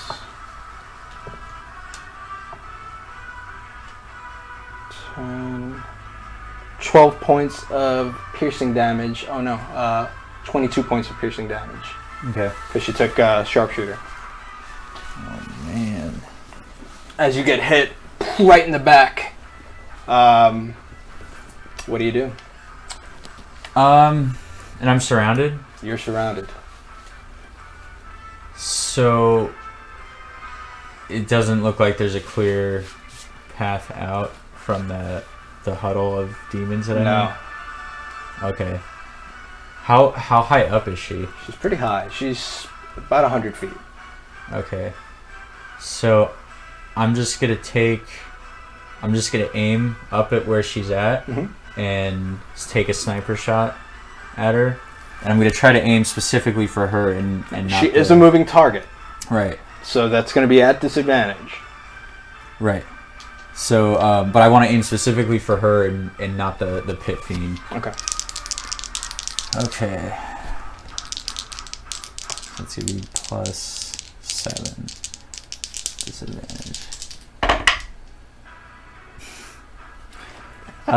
What is that? Can I do inspiration on a disadvantage roll? Like, not after you took it. I would say. So 10. 10? Yeah. All right. So you put your pistol in the air and you're trying to get a bead on her. That pit fiend is moving so fast, and you take your shot, and the grappling hook just passes right by her. As you kind of recoil the cable, you hear. You're looking at the pit fiend. The pit fiend is still very far away, and then you hear, "Hold on!" and you get picked up in a clawed hand of a dragon, a black dragon. Ah, gentle! As he puts you on his back, and you're now chasing the pit fiend. Can I? As I roll initiative. Sweet. Finally. I already know what my first action is gonna be. Okay, I'm done with this one for this. It was doing really, really good for a while. Isn't that always how it is? Yeah. So, 10. 10. She rolled a 22 on her initiative. Okay. All right. So she is going to. She's gonna burn a grit. and hit you with a disarming shot. Natural 20. Oh, man. Oh, yeah. Natural 20. Alright, so that was... Okay, so...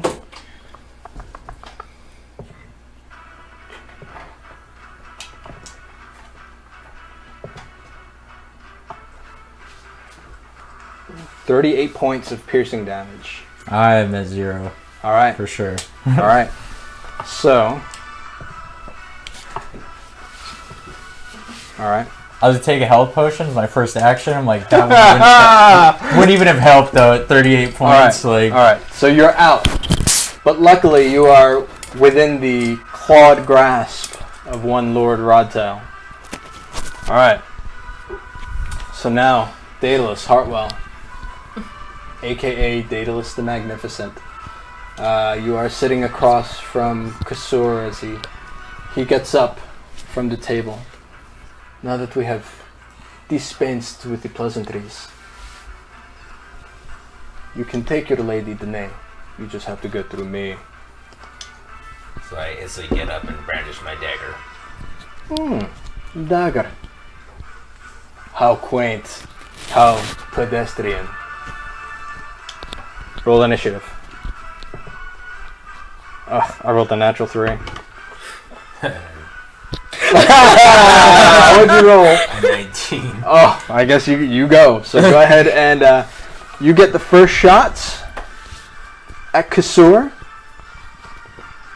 So I guess I just bring it up with my dagger because I have nothing else. Go for it. 11 plus... Where's that? Dang it, where's that number? See, the plus 4 is for... Is it for that or for the damage? It says attack bonus, plus 4. So that's the hit. So it's... So what'd you roll? So plus 4, it's your dexterity, plus your proficiency, plus your roll. Okay. So dexterity, so it's plus 1. Plus The attack bonus is plus 4, and I rolled an 11. So 9 and 11.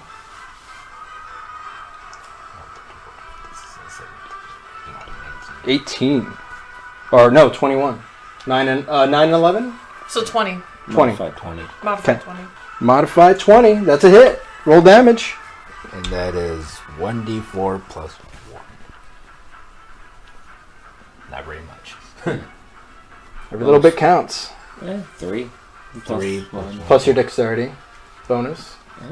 So that's another 1. Okay, so 4 points of piercing damage as you bring your dagger to bear and slash across Kasur's chest.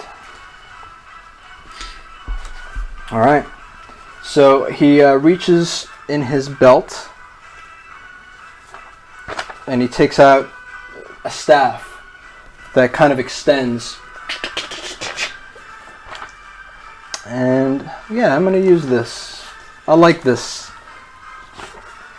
Okay, so he is going to hit you with a staff. Ooh, that's a hit. What's your AC? 13. 13. Okay, that's a hit. So let me damage.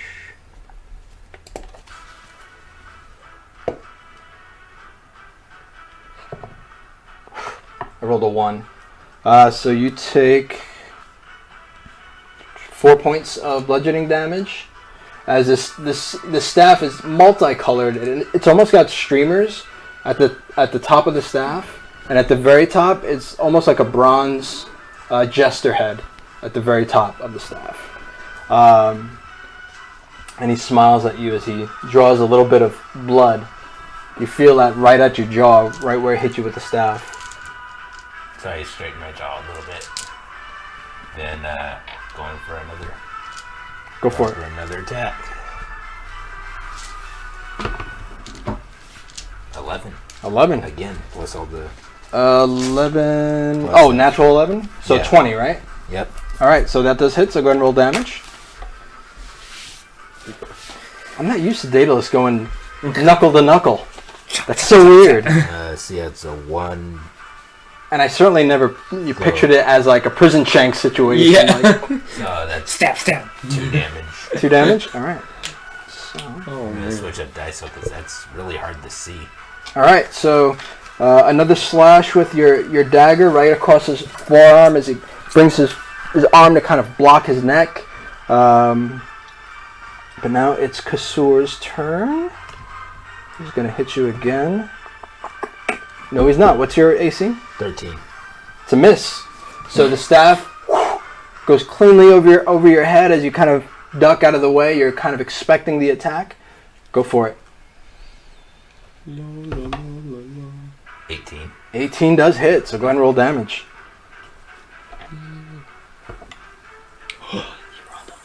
4 plus the 1. Okay, so another 5. All right, so you leave a slice right underneath his eye. You see bleeding now coming from his cheek. Daedalus Hartwell, savage. I missed. So go ahead. 14. 14 Plus is. his mods. So it'd be Don't 19. forget your mods. Natural 14. Don't So, forget to say that. Yeah, natural 14 plus the So 23. plus the Yeah, it'd be 20. 23. yeah. Okay. All right. So yeah, that definitely hits. So go and roll damage. 3 plus the 1, so Okay. 4. Woo. Daedalus. You're reaching down with those elven roots using that dagger. He's been watching Terra too much. Yeah. Maybe you have picked up a few things from Terra. He's getting desperate. He's gonna make another attack. 19. that hits. Okay.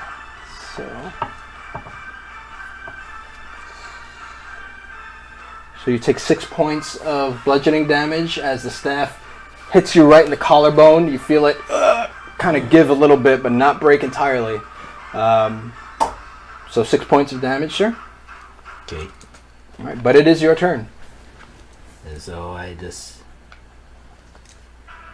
take another slash at him. Go for it.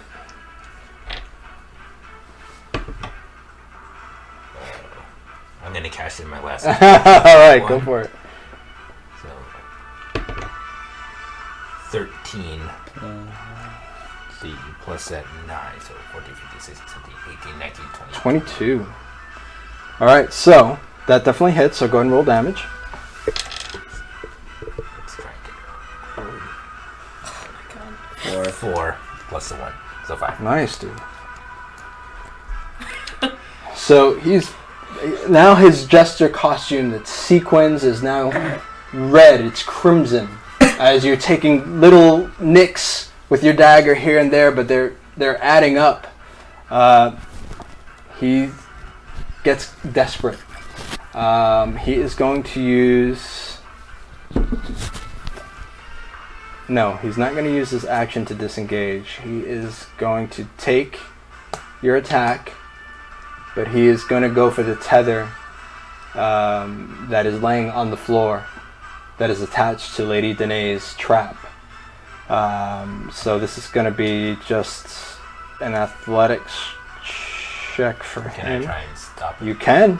Okay, I'm gonna move to stop him. Try see if I can take the dagger and see if I can pin his arm to the floor. Okay, go for it.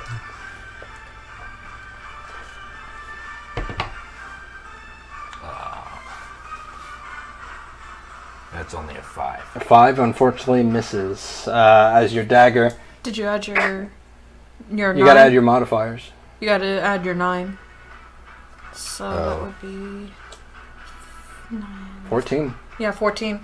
14 just barely hits. So yeah, you gotta add that stuff, dude. So your dagger goes into his forearm, but it doesn't go all the way through. You do damage, so go ahead and roll your damage. That's 2 damage. 2 damage? Alright. Damn, son. Okay, so All right. So your dagger goes in his arm, but it doesn't go all the way through where it pins him. It was just not a high enough roll for that. So he does grab the tether, but all the blood in his hand, it just kind of slips, and he's just kind of scrambling for it as he's on the floor. So is that going to end your turn? Your attack? Yes, that's going to end it. Okay.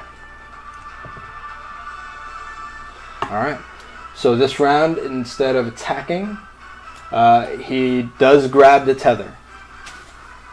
And he looks at you with wildness in his eyes. You're going to be a hero, Daedalus Hartwell. I promise you that. And Lady Danae's eyes kind of widen as she knows what's next. What do you do? Gonna try and force him to let go. I will make this a simultaneous action. As he tries to pull, you try to stop him from pulling. Whoever rolls higher succeeds. It's a contested athletics. And you both suck at athletics. So. That's surprising considering he's an acrobat. Well, no, they use dexterity.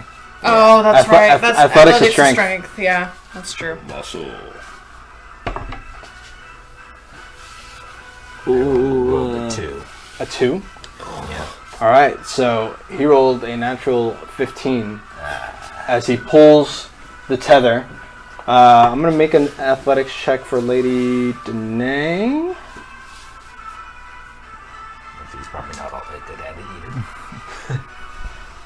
either. She attempts to stop him from pulling by stepping on the chain, but her athletics check was low. So he pulls the chain, and you hear the engines start as he kind of laughs. And I make my exit. Every hero's origin is steeped in blood and tragedy. Yours will be the most fantastic. Goodbye, Daedalus Hartwell. My job is done. What do you do? Oh, there's how long until the thing goes off? You don't know. It's closing. I mean, it's not instant. It looks like it's going to be a very slow death for Lady Danae. So I'm gonna let him run because he's not my aim anymore. Okay. And I'm gonna quickly run out and see if I can, because I noticed that Twinge was there, right? Did I notice him at all? Make a perception roll. So Make a perception roll. Yeah, I'm gonna run out and see if I can find him. Okay. 19. 19. You saw a defense being mounted at the gate of the merchant quarter, and you did see many of the magic users from the Council of Zazerth, as well as the corresponding magic school that's held within the merchant quarter. There, mounting that defense, along with Uldur Ravenshield, who is basically stemming the tide of these demonic forces. You did see Tycho and Twinge helping with the defense of the merchant quarter, but realize that they are quite a bit away. They're not just downstairs. Oh. I won't make it. Will I make it back in time or no? You're thinking you won't. It's about a mile away. The front of the merchant quarter. She's about 2 miles from the Clamhammer, but a mile from the front of the merchant quarter. So it's a mile there, and it's a mile back. Is there any way to deactivate this? Make an investigation roll. As you're kind of looking at the device, and she's looking at you, and she's trying to scream. All you can hear her muffled screams. Her eyes are wide as the two slabs of metal with spikes on the inside are beginning to close. I only rolled a 3. A and 3? Mine is a 1. So That's a 2. she looks at you with panic in her eyes, and you begin to see the first spurts of blood as the spikes are now piercing her flesh.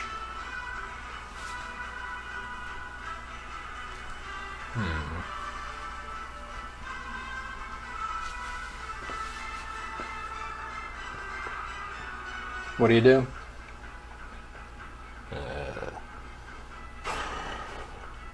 Can use any items.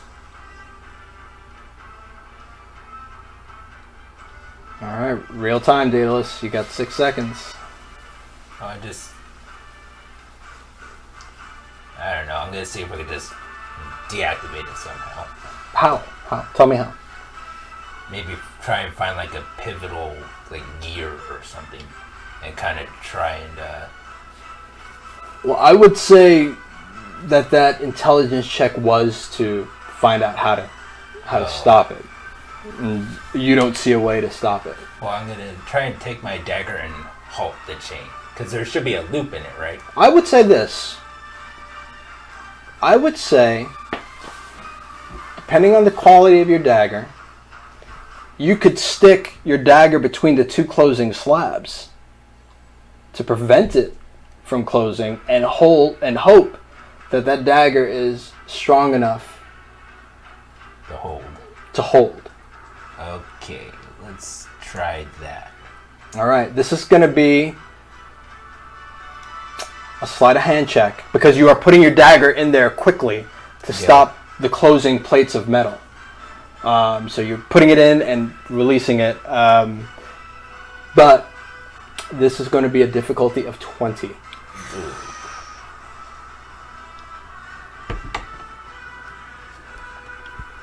No, it's only a 13 plus.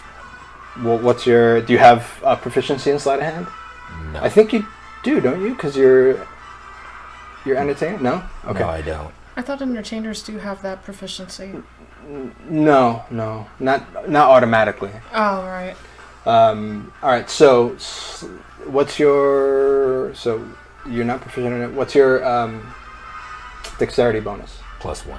+1. Okay. So you're unable to get your dagger in time. You're just a little too slow as the mechanism continues to close, and you hear Lady Danae now whimper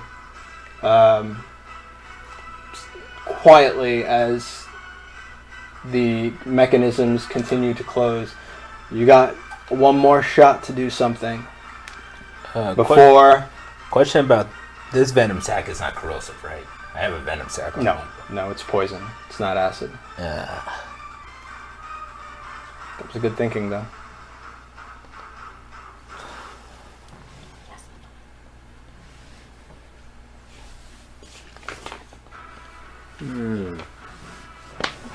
All right. So what are you gonna do? You got 6 seconds. Real time. What about the? So much. I have two fangs, but will it be able? Probably won't be able to stop that, would it? Oh, What is it that you want to do? I can't tell you whether I'm it's gonna gonna try work or and not. jam a fang in there, In where? in between those. It's because I know the gap is closing, so that means my dagger is probably out of the question in terms of gap now. Yeah. So the only thing I have small enough is a fang. The fangs. Okay. So you want to just jam some fangs in there. Now, the space that you have is just a little bit bigger than the width of your hand. So, that being the case, the DC is going to be 22. And it's going to be, once again, sleight of hand. Sleight of hand.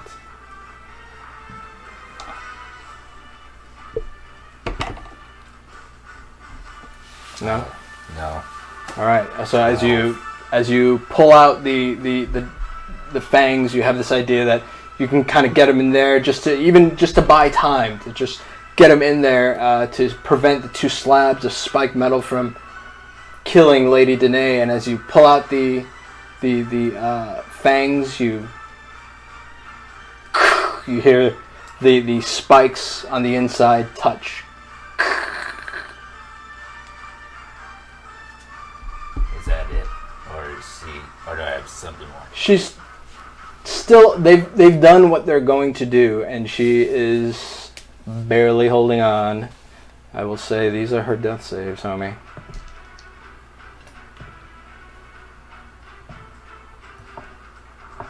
All right. So you hear bones have cracked and punctured. She's laying in a pool of blood as her eyes are still open. They're staring at you. But she's not moving. She's completely unresponsive. So I kind of shake her and be like, Lady Danae. She's still unresponsive. So I try to take my dagger. I just attack the device itself. Okay. Not her, just the Yeah, device. yeah. Go ahead and make your roll. I will say AC is 15. Okay. 16. Okay. So you hit it and kind of sparks fly from the metal on metal. Roll damage.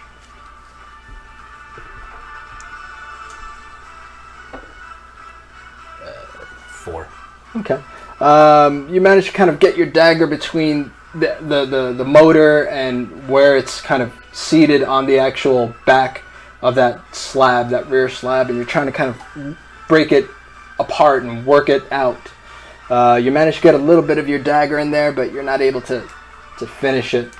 And as you're kind of still jamming at it as hard as you can, as relentlessly as you can, your arm gets tired and you just know that she's gone.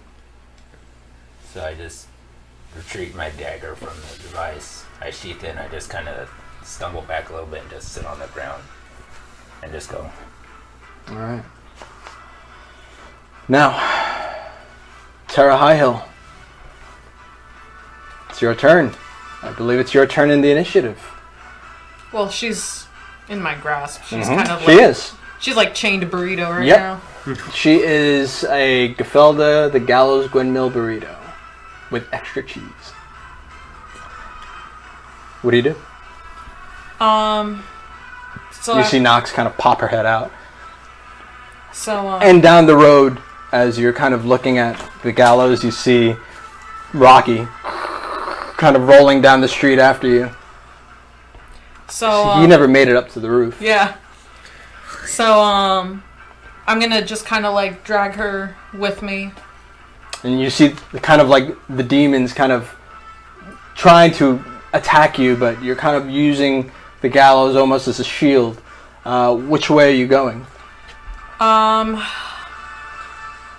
Is there like an alleyway near me, or? Well, I'm actually gonna go. She's going east. Mm-hmm. I'm gonna start heading west towards the docks. You're by the courtyard, and on the other side of the courtyard is the Iron Gate. Okay. So you have her now, and you are headed where? I'm gonna head towards the coast. By where the docks are. So you're heading back. Way. Yeah. You're heading back to where the direction that you came. Could I use? Because are the demons following me, or? They're surrounded you. Okay, so what I'm gonna do instead, I'm gonna try and use intimidation and activate fury mode on my acrobat dagger. Okay. So when I slip my hand to activate it, I'm gonna kind of like war paint it and drag the blood across my face. All right. And just kind of and hold her like with the one arm and the other dagger. Go for it. Just say, "Come on, you bastards! Come get this fucking piece of trash if you want it." All right. Go for it. Halfling luck. You rolled a 1? Yeah.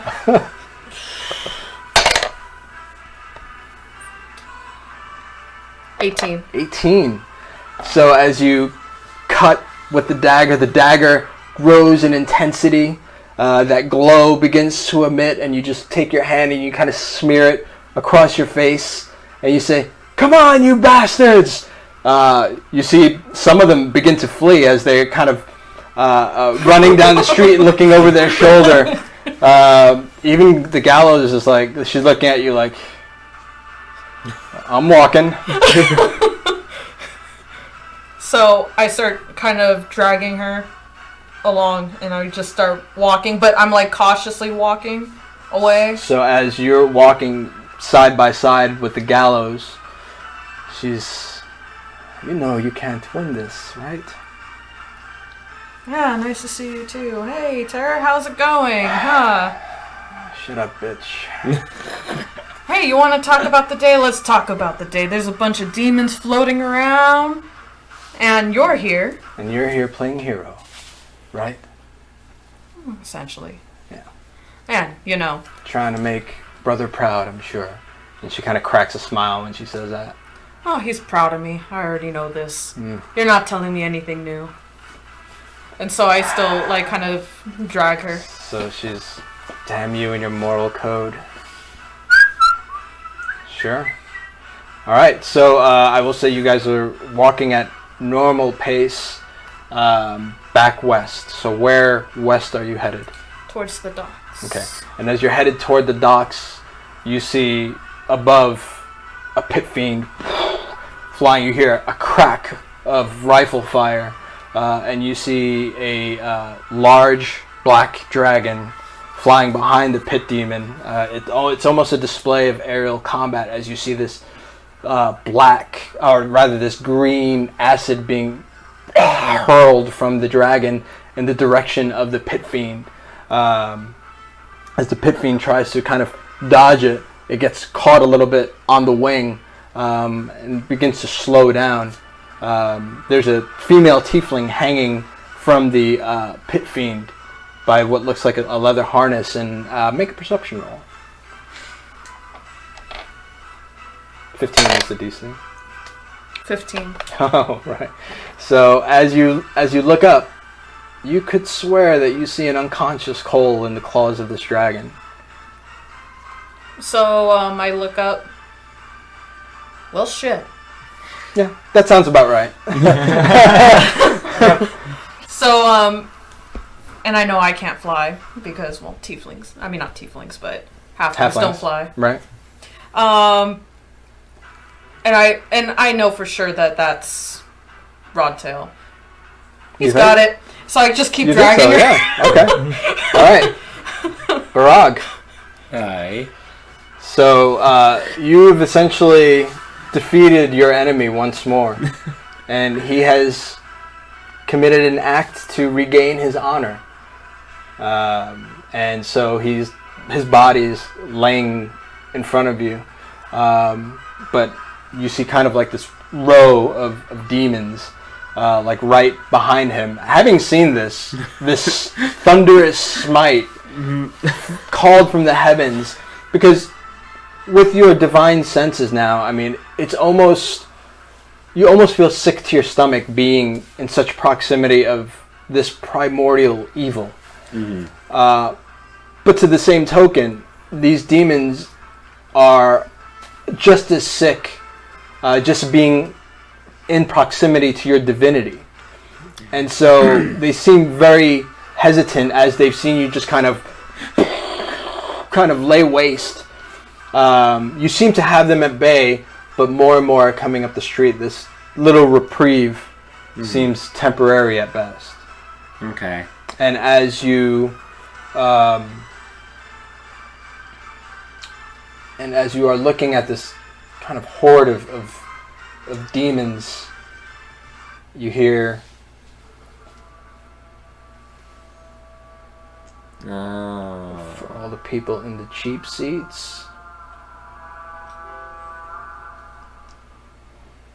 So you hear this horn off in the distance, and you look behind you and you see what amounts to be the ugliest ship that you have ever seen in your life. The sails are tattered. A lot of it looks like they've got, some sort of decorative bone around the hull. And you definitely see a flag with like almost like an orc head or an orc skull with 2 crossbones behind it. And make a perception roll, in fact.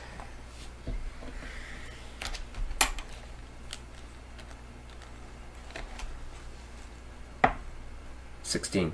Easy enough. So as you kind of are looking in the direction of this war horn, you see, one of the orcs has this big, gnarly, like almost like a seashell, like a conch, and he's just kind of blowing it, and he's at the very head of the ship. And on the deck of this ship, you see armored dragonborn, at least 30 armored dragonborn, and as you see them kind of approach the shore closer, they are definitely the Radiant Order of the Silver Dragon. You've met one of these, Belchris, in Chult, on the island of Chult. And Belchris seemingly has returned to Baldur's Gate. So the demons also see this as the orcs now start to hit land along with the dragonborn. All of them jumping from the boat onto the water and running towards the shore with wands out, with shields out, with swords out, cutlasses out, with clubs made of bones. You hear them just head to the shore as the demons start to kind of take off. You do see Belchris as he looks at you without his crossbow, his magic crossbow, which he lost. Yeah. And you see the captain. Where's Terra Highhill? My love! That's a very good question. Somewhere over there. Tell her Captain Harvard Two-Tooth is here to answer the call. Aye, she'll be glad. The mating call. Oh, yeah, sure. Let her know I'm in season, and I'm here to destroy all these demons in her name. You know what? Yes, destroy them all then. Destroy them! Yes, aye! So Belchris kind of looks at you and looks at him and just kind of rolls his eyes. Anybody seen Kohl? Last time I saw him Make a perception roll. climbing a building, I think. I don't know. I'm going to make a perception roll with Belchris. I don't even know. 16 again. All right. They notice nothing. But you notice the same scenario that Terra saw, this pit fiend flying in the air. You do notice a very large black dragon as you kind of look up and you're like, I think that's where he is. Yeah, maybe up there. And so Belchris kind of cranes his head up and he goes, oh, shit. That's all you, my friend. I don't do heights. I don't do heights at all. I can't fly, my man. I wish you could, because I don't want to fly. I think my friend Kohl is on his own. Very possibly, unless, I think maybe Daedalus is around here somewhere too. Unless he has something up his sleeve, I'm staying out of this one. Well, let's mop up here. I feel free. I have a treasure to find, and I kind of just point my sword to the Tasu kind of slumped on the ground. Make an investigation roll. You're looking for the golden hand? Yeah, of course I am. Make an investigation roll. Oh, come on. Where am I? He's going to use it as a back scratcher. Just put on like a stick or Yeah, something. yeah. 10? 10? It takes you the better part of about 5 minutes. Oh, okay. Yeah, but you're able to find it. Sweet. You kind of look up, you have this hand, this golden hand. I found it! And they kind of look at you. That's impressive. Would you like to lose that on the gambling table? No, you might. No, I'm good, because I'm not that much of a gambler. But if you were to drink me before I, my more recent... I will definitely drink you under the table and take that golden hand. I doubt that, but I don't drink anymore, so that was beforehand. So they both stop. and Harvard Two-Tooth looks at you and goes, a dwarf that doesn't drink. Aye. And I fought many dwarves. They all drink. Well, not this one anymore, and I grasp my holy symbol of Hestia, and I just kind of clutch it. No Moradin? No Dwarven god? Nah. You're all kinds of ass backwards, boy. But it serves me well so far, and it was I could tell. Yeah. And I was kind of pointing again to the Tasu. That kind of scared the demons a little bit, so. Yeah. It was fun, too. What's plenty more fun to be had, boy. I'm down, and Let's do it. I think we need to go find Terra and the rest of our group. So he pulls out his jagged orc sword. Ah! Let's do it. So the three of you, with this army of dragonborn and orc pirates, head into the city, into the center of the city. Mm. You actually do see Terra kind of walking down the street, a streak of blood across her face, and in chains. She does have the gallows. Oh, shit. Terra. So, kind of like, almost in a very cartoonish fashion, if their jaws could kind of drop to the ground, that's exactly what would happen as Belchris is kind of looking and the fury mode is still on. Oh yeah. She's got that glowing dagger and looking very intimidating, and even keeping demons at bay. They're kind of looking up the street, and she goes, "Well, I think we found Terra." I've never seen this part of Terra, so I'm a little scared myself about Grace. So Harvard Two says, "I am too, lad. I am too." Oh, and that coming from an orc, Yeah. you get to deal with that. No. I'm good. I think I've changed my mind. Celibacy seems to What happened appeal to me, boy. the mating cause? Season isn't for another couple of weeks. Oh, okay. Yeah. So you might want to check your pants. as Terra kind of approaches, Terra. I just nod. And I continue on. All right. Now, in the grasp of a black dragon. So make your first death save. Okay. And the eyes are on his dice tray. 3. All right. I'm going to make a perception roll for Rawtail. Notice. He does. I will say he is going to make a decision to morph back, which is 1 round. Make a death save for the round 2. 5. And after he morphs, he's going to feed you one of the healing potions that he gave you. As you kind of come back to conscious, you see Rodtail kind of standing over you. Kind of demons behind him flying in the air, but they seem to be flying in a direction away from you guys. As he's kind of like, he's down on one knee, like looking at you, and, well, back to the land of the living. Rodtail, Just don't move. does this mean we're friends? No, we are not friends. Okay, well, thank you. Anyway. So you are going to take 2d4 plus 2 health. Okay. I have And you now have 5 health potions. He Okay. gave you 6. So. Got it. 7 total health. All right. I suggest we let this fish swim away. There'll be another time when you are more prepared. Yeah, I hate to agree, but I do. She was well prepared. I think we'll hit a point where you'll be able to round them all up more or less at once, so... Well, she's crafty, this Ava. Yes. I don't think it'll be the last that you see her. But I don't think she's stupid enough to hang around. She's not just gonna hand it over to us, that's for sure, but... Agree. So it kind of helps you up as you're kind of in a prone position. He kind of helps you up. We'll catch up to her, though. And, again, thank you for your help.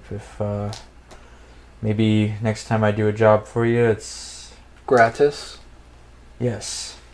I agree. Seems like the least I could do. It actually does. Yes, well, I know you have your battles to fight, so I do. it is very much appreciated. I might call on that favor a little sooner than you think. Well, you'll be in good hands. Well, sure. I need to, Insight, is he genuine? No. well, sure. Or does he hate my guts? But you're old. 9. 9? Hard to read. Mm. I will say this. You kind of get the feeling that he has more pressing concerns than what is immediately happening here. It might be that he's worried about somebody else other than Valor's Ransom. And the decision to help you over taking care of his own business, because you made a pretty high roll there when you on that persuasion. So that decision kind of took him away from something, but you could tell he's anxious to get back to whatever it is that he feels needs protecting. Rodtail, where exactly are we? Still at the lower city of Baldur's Gate. It looks like these things are not vanishing, but they are certainly not hanging around. They're leaving. Well, black Something- dragons do that. Yes, this is true. Well, I need to find the rest of my party. Indeed. And I have business to attend to. Did you happen to spot any of them while you were up there? I was busy saving your life. Fair enough. Thank you. Again. Yes. You're welcome. And And I will be calling on that marker. well, I would say you could find me at the I know where to Hammer. find you. Seems like you do, actually. So So he kind of smiles a little bit, which is unusual because as many dealings as you've had with Rodtail, you've seen him at a ball. He's never really smiled. He's always been very all business, sort of. So to see him even crack a little bit of a smile it catches you unaware because it's far too human of a behavior for someone like him to exhibit. So it kind of catches you off guard. Good luck, Kohl Ravencrest. And he kind of points at your brother's horn. I hope you find what you're looking for. Really, I do. I think I'm almost there with it. Good. Finish this damn thing. You got it. So, what do you do? So I just take stock of my surroundings and just see. You are at the very edge of where the merchant quarter meets the lower side of Baldur's Gate. So essentially, there's that fence, not the fence, but that wall that kind of walls in the merchant quarter. You're on a building on the lower side of Baldur's Gate, on that side of the wall. Is there anybody else around? Off in the distance, you see quite a bit of military buildup at the main gate of the merchant quarter. You see and hear arcane energy being hurled off in every direction, but you also hear the cheers of success as it seems like this demonic wave is being actively driven off, especially from the merchant quarter. So I'm just gonna head towards. As soon as I put eyes on what looks like anybody that's on our side, I'm gonna make my way in that direction. Okay. So it's not too far. It's maybe a quarter of a mile, but you do see the main gate of the merchant quarter, where you do see a lot of make a perception roll. In fact, Natural one. Natural one. You go blind. Nobody that you notice, not until you get very close. Okay. And there you see Tycho, who kind of looks at you, that automaton dog of Twinge Tinkertop, who acts as a delivery service sometimes, and automatically recognizes you as he sees you, and he makes that mechanical like bark, that as he sees you. So I just pat him on the head as I pass by. So you just dong dong dong, and you see kind of his metallic butt wiggle as his tail is wagging. That's funny. And he kind of looks back at you, almost telling you to follow as he heads back toward the main gate.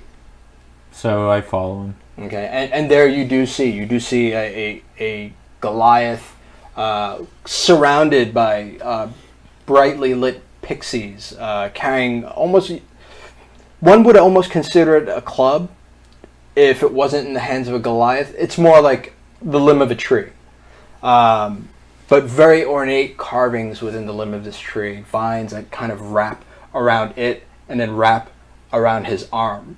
In his other hand you see this kind of a whip made of vines.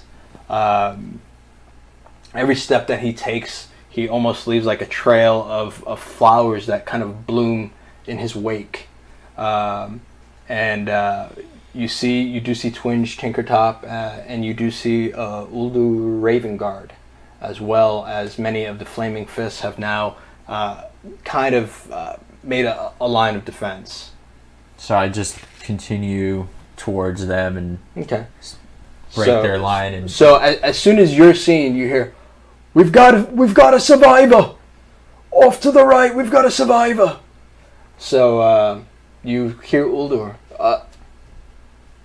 Ravencrest? Bring your sorry ass over here, boy. Okay. So you literally are limping Yeah. to the defensive, to the defenses. But you make it there, and you get a couple of pats on the shoulder as you're more recognized than you're comfortable being. You're usually a bounty hunter, and you like to lie, and you use secrecy to your advantage. Mm-hmm. You're now the owner of the Clamhammer. A lot of stuff happens in the Clamhammer. Went the other way with that one. Yeah. You've interfered in a public hanging. Yeah. Like things have happened That's recently. right. You know what I mean? Like you came in on the bow of Balduran's ship. Guess what? Flew on a black dragon above the city. People know you now. Right. Hey. So It's part of the charm. yeah. So you get a couple of meaty hands on your shoulders slapping you. Sore. Hello. So actually, you are going to get a little bit of healing word from the druid. 4 more points of health. Cool. I will take it. As he says, "Calm your mind." And as soon as he says that, it's almost like stress leaves your body, and the wounds close a little bit more. Was that the Goliath? Yeah. I like that. Goliath druid? Yeah. Oh, yes. Okay. You will be fine. Rest. So he gives you a little berry. Eat this. So I do. Then I find a place to just, even if it's just against a wall somewhere, I find a place to sit down. Okay. All right. So you get 1 more hit point, and the good berry gives you enough nourishment for a whole day. So you feel full, like Okay. turkey dinner full, Mm-hmm. Thanksgiving Okay. full. Yeah. Dang. It's good stuff. So, Daedalus Hartwell, So yeah, I'm still sitting on the floor. you're on your knees, and you are sitting in a pool of Lady Danae's blood. You kind of have your arms kind of wrapped around her, and she is there. So I whispered to her, "I'm sorry." Bow my head one more time, and then I reach in between all the gears and stuff to her eyes, and I close them. All right. So And I you, was like, may you rest in peace. all right. And I get up and I start looking if he left behind any clues or anything else as to his whereabouts, or if he left something behind. Sure. Make an investigation roll.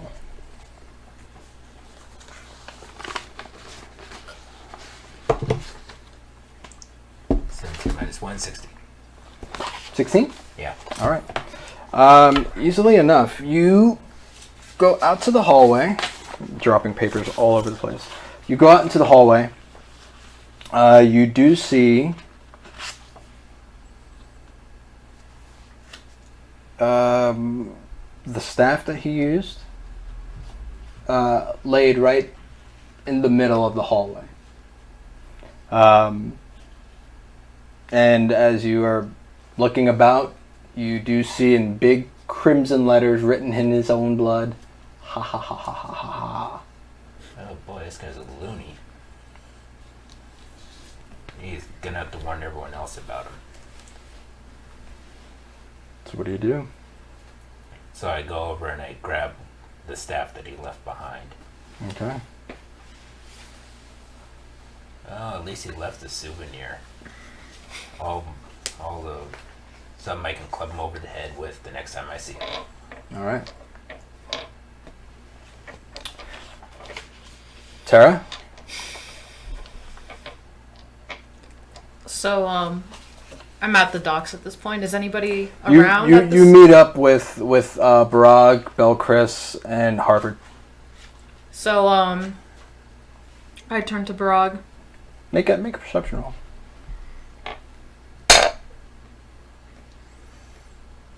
14.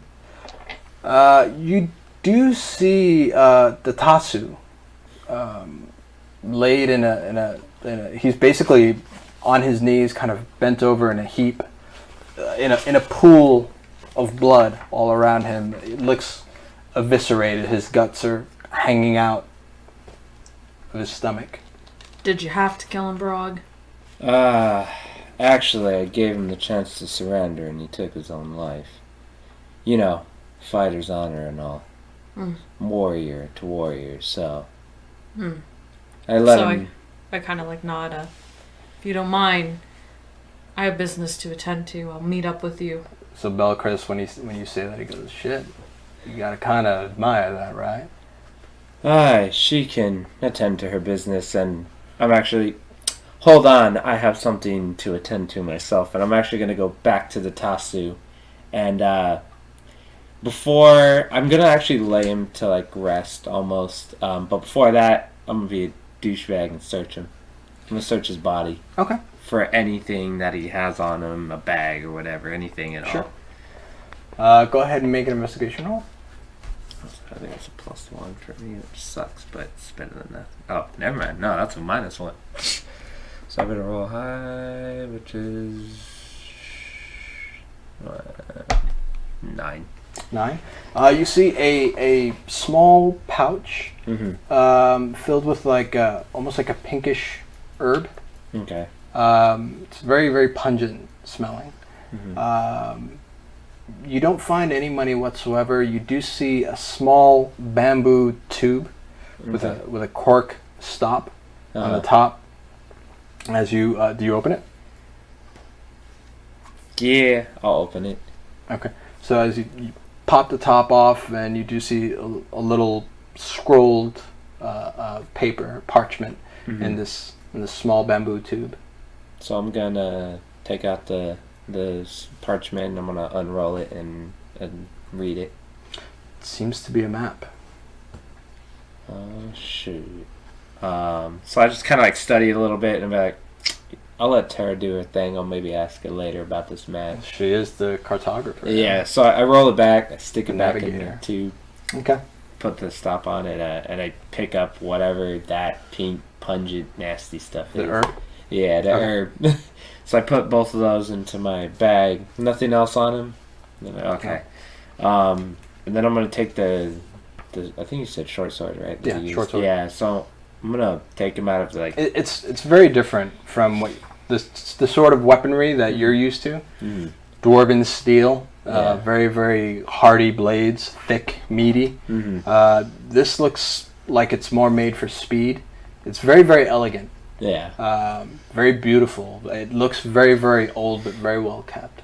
Awesome. So I'm gonna take the sword, and I'm actually gonna keep that, but I'm gonna take him from like the prone position he is, and I'm gonna lay him down and fold his hands over his chest and just close his eyes and say a little prayer to Hestia, and then I'm gonna walk away and Okay. just leave him there to rest until we clean up all the bodies later. Yeah.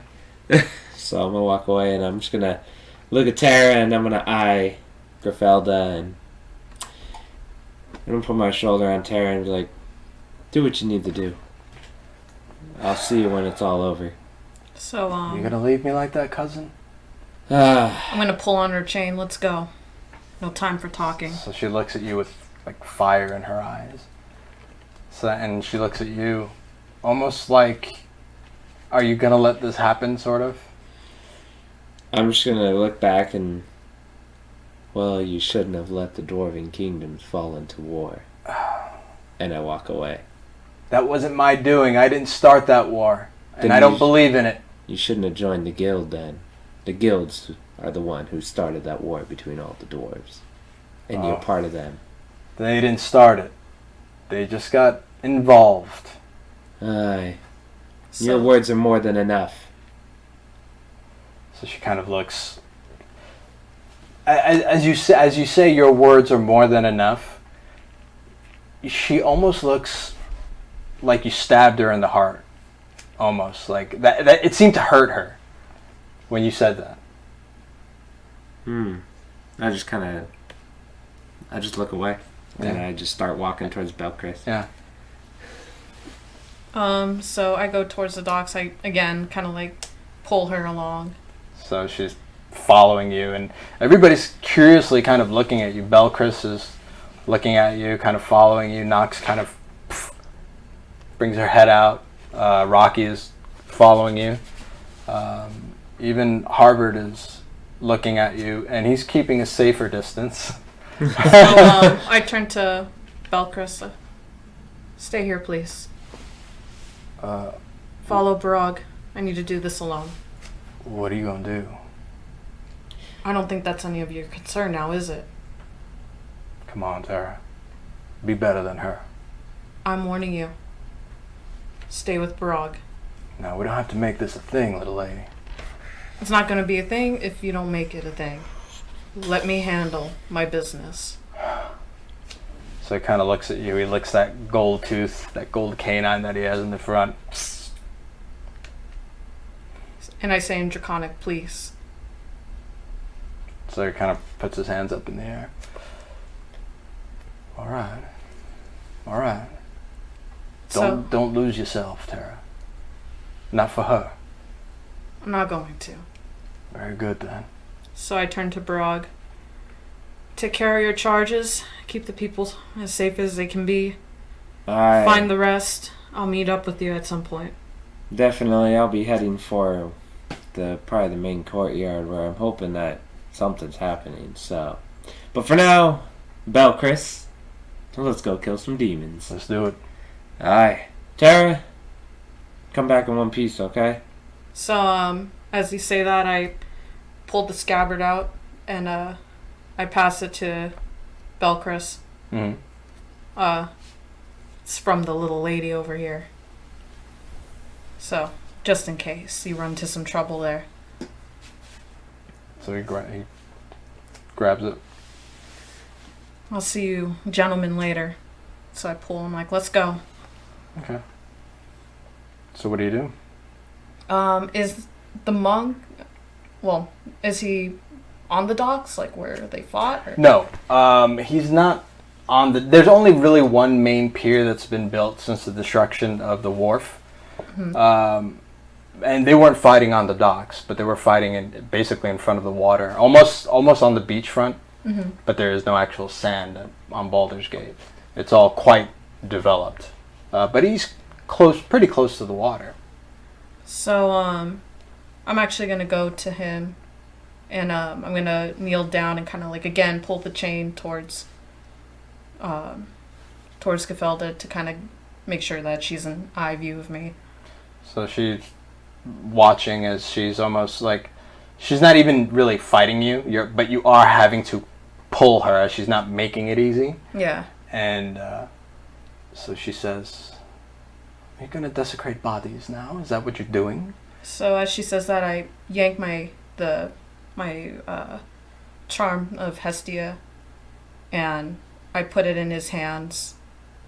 And so I recite, "Sit nobis ut degrete, via mias Hestia, utis forte, remitar picatam pro nobis, Hestia nos totos, caele luce demite nobis, animam dare secut, propites fuestis ere catados. Amen." So she says, "Amen." He will be accepted into the gate of the gods. As for you, we have business to discuss. I suppose this was coming. Suppose it was.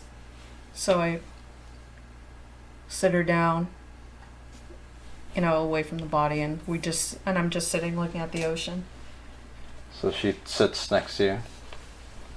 Give me one very good reason why I should not kill you now.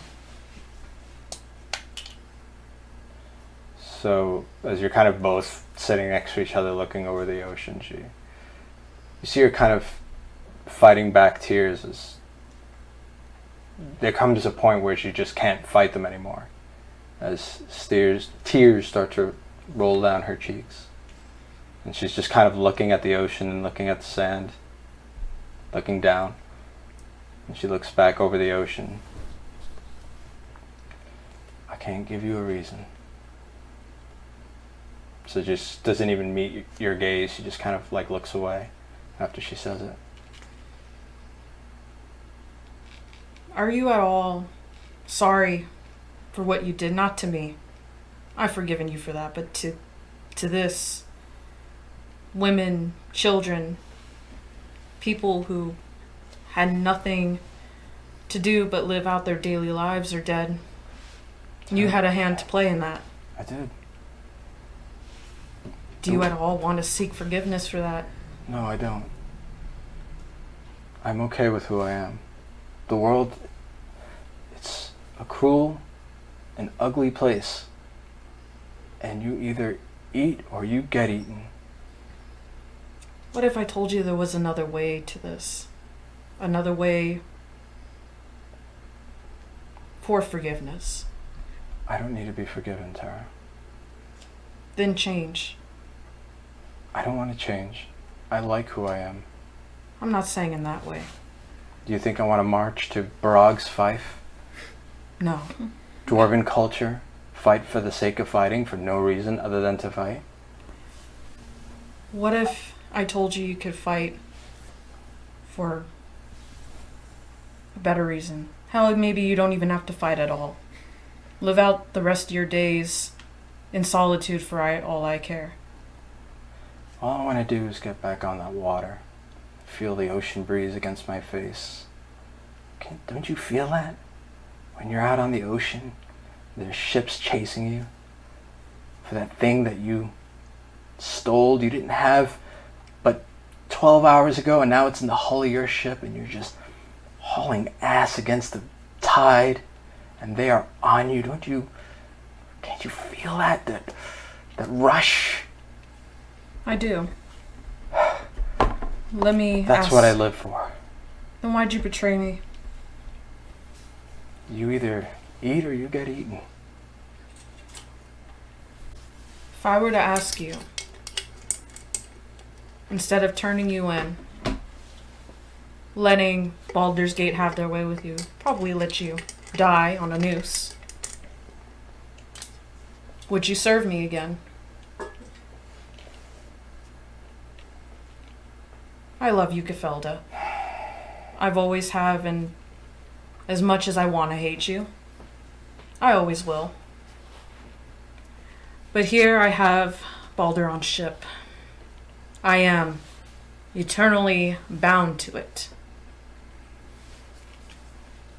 Would you be willing to spend eternity in my wake? Eternity serving you. An eternity on the sea. Not necessarily serving me, as much as you love to hear my voice. And I just start kind of laughing. So she was like, ugh, that shrill laugh. Oh, you love it. Sometimes I miss it. But I cannot serve you. I won't serve. We can't go back to what we used to be. Too much has gone past, and we've done too much to go back. I'm not It can saying never be that way it was. I'm not saying to go back. I'm saying you want adventure. You want the seas. You can spend eternity on the seas. Hell, I'm probably going to be stuck with these buffoons. But you'll be under my first mate, a legendary captain, as you know.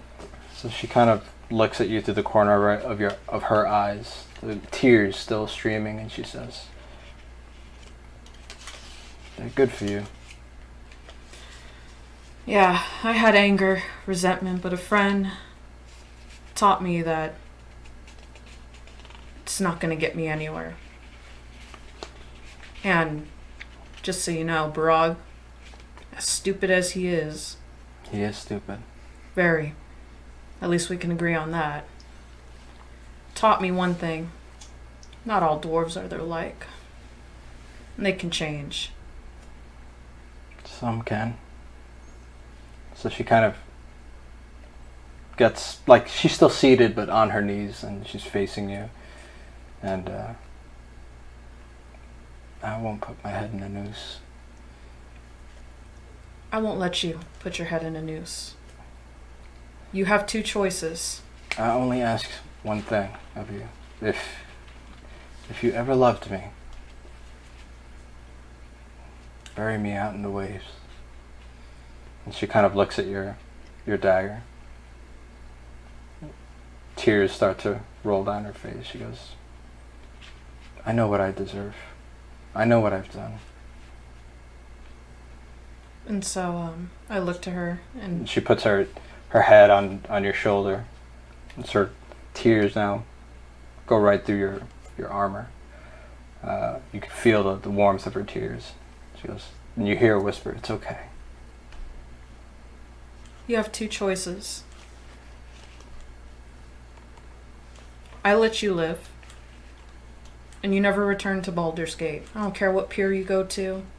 I don't care if you find another crew. But you do not ever come back to this city. Ever. Or, option number 2 is, I give you to the guard, and you hang on a noose. I won't kill you. That's cowardice.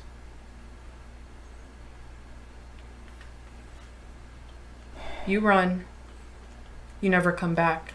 But there is a chance you could find another If port. you let me go, it's going to be your head in the noose. We both know it. Still hate me, huh? I'm just telling you how it is. They'll hang you, this city. Then That's a fact. Then let me hang.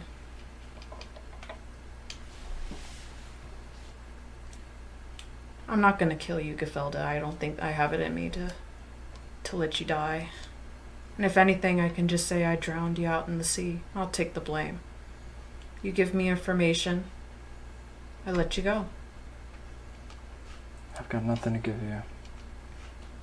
Tell me who's the guild master. I don't know. I've never seen it. Him, she, he.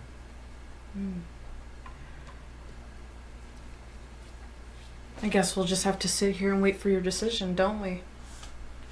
Well, I don't like what's behind door number 1 or door number 2. Those are your only two options. You're lucky I'm even giving you one. Fine. Release me, I'll never come back. Not to Baldur's Gate. One more thing. You said that, about my brother and all. My family forgives you. We're that kind of, I don't know, family, I guess. Sentimental. Yeah. Sentiments, right? That's gonna get you killed. Yep. Well, if you need a belly full of food, you know where to find them. Us halflings like to eat. I No. heard. No, at least you liked my cooking, right? Yeah, it's true. And so, I released the chains. I'm not gonna supply you with weapons. I wouldn't expect you to. Go. Now. And leave and don't ever come back. And if I see you with the guild again, I will kill you. So she gets up slowly and looks down at you. I'm not sorry for what I did. I'm just sorry that it hurt you so much. I'm just sorry that you weren't one to go on that ride with me. Maybe if things had been different, I might have. But Maybe.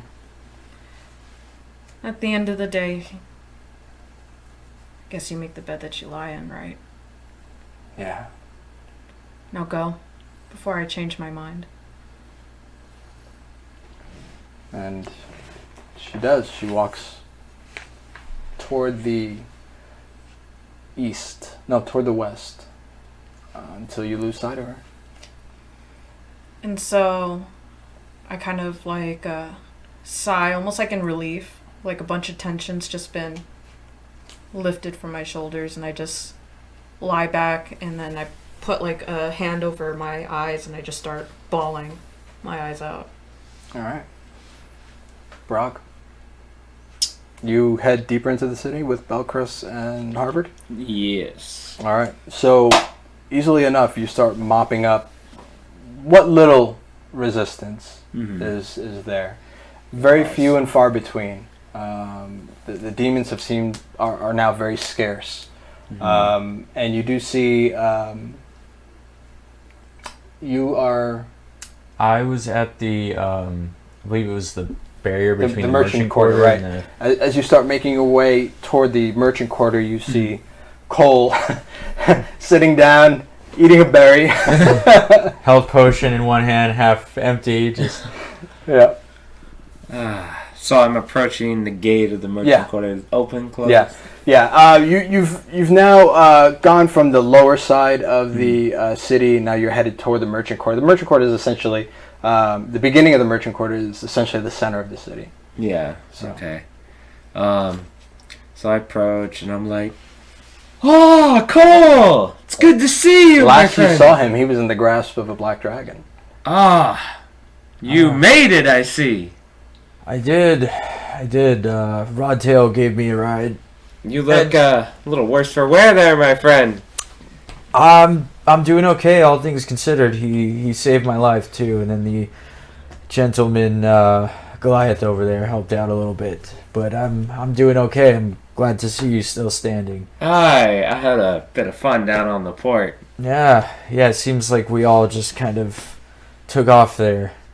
Yeah, unfortunately we all had our paths to take, and that was a little difficult to do, but I think it was for the Sure, best. we all had our reasons. Have you seen any of the others? I saw Terra on the way up. She had Grifelda with her. She went to Excellent. handle some business. I should hopefully be up here soon. She said she'd meet up with us later. Have you seen Daedalus? I have not. You're the first one. Oh, well, definitely good to see you. Let me take a look at some of those wounds. Maybe I can help you out. Oh, by all means. And as you're talking to him, you see Tycho there, the mechanical dog of one twinge Tinkertop, who's there, and he's, "Oh, Barag, hey, what are you doing?" No, I kind of just. Nothing like a little battle for these old bones. Oh my! Looks like you had some fun up here behind the gates. Yeah, we need to head over to that explosion over there. A couple of buildings toppled. Oh, fun. You might want to join us, perhaps? Maybe, but let me take care of Kohl here first. He looks like he's hurting a little bit. Oh, yeah, sturdy lad. Last I saw him, he was, He's flown no over. gnome, Aye. but sturdy nonetheless. True enough. So I walk over and I put my hands on some of his wounds and I cast Cure Wounds on him. So. Okay. What level? Level 1, Level right? 1. Yeah. 1d8? Cure Wounds at level 1 does, I'll tell you right now. A 1d4? Does it's, Cure Wounds. Or no, 1d8 because it's touch. Yes. 1d8. Yep, 1d8 plus your spellcasting modifier. Perfect. So that's, I think my spellcasting modifier is a 6. So 1d8 plus 6. Okay. So he rolls that, right? Or does it Yeah, matter? yeah, he does roll that. Let me. Where did I have that? Oh, I have that written down somewhere else. My bad. Alright. Let me just make sure. So yeah. roll a d8. Oh wait, no. Spell modifier. What? I have a spell attack. What's my spell modifier again? Sorry. I'm That's a little okay. rusty. No worries. Your spell modifier is going to be. Oh wait, I have it up here. Spellcasting ability? Yes. Right. Yeah, I have it here. Hold on, 1 sec. I appreciate it. I'm still a little rusty. Sorry out there, fans. Well, why don't you go ahead and roll that 1d8, and then I'll get you that modifier. Thank you. 1d8. So You know what it is? Nobody's really run magic for Yeah. too long, anyway. Yeah. It should be probably Paladin. It should be Wisdom mod, right? I think Paladin. I don't know. So what is your casting at? Like your abilities for casting. It's not intelligence. That's wizards. No. Let me pull open the book real quick. That's right. So just go ahead and roll the 1d8. Yeah, 4 plus whatever that is.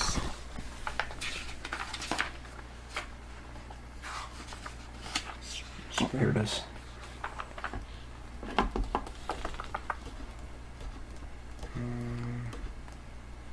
Charisma. Charisma. Whenever a spell refers to my spellcasting ability. Okay. So that Charisma mod. charisma mod is +2. So 6. So 6 total. Sweet. Booyah. Hopefully that'll help a little there, Cole. I'm getting up there now. All right.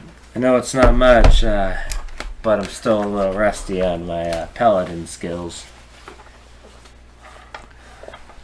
No, that's quite all right. Feels a lot better actually. Thank you. Awesome. We'll get some rest, and well, I hope you feel a little bit better there. I think I might go find Daedalus and see what he's up to. Well, you know the direction of the explosion that Twinge had pointed out earlier was where Daedalus went to. So that was from Mm-hmm. the manor. Yep. Okay. I'll go with you. Yeah, if you want to tag along, the more the merrier. All right. I might run into some trouble. We never know. So it doesn't take long. Twinge actually goes with you as well, Mhm. and Tycho. So the four of you head over to that building. It seems like it's a crumbled mess Mm-hmm. on the ground level, Yeah. where boulders and sediment and chunks of wall had crashed down to the street below. Mm-hmm. And as you make your way in, you see kind of stairs that kind of wrap around to the second floor of the manor, where it seems that's where the explosion was centralized. Okay. And as you go into the hallway, you do see a garish display on the wall, written in blood, "Ha ha ha ha ha," and you just see Daedalus standing there with a staff, just kind of staring at it. Mm-hmm. Daedalus, it looks like a horror scene in here. What happened? Oh, Lady Danae is gone. You remember that bartender all the way at the, what was it, the Alderman Wilster? Mm-hmm. Yeah. Yeah, the one you guys clapped in irons or tried to and got us kicked out. Well, turns out we were right on the nose. This guy is crazy. Turns out he used to have my patron. And then it was all stripped away. Oh, fancy. So you got a crazy lunatic that used to be what you are now. Interesting. So I assume that's who wrote that. And I just point up to the ha ha ha ha Yes. ha. So I'm warning you about him. He might come back someday. Ah, well, when he does, I'm pretty sure you'll have an answer for him. So, hey, how are you then?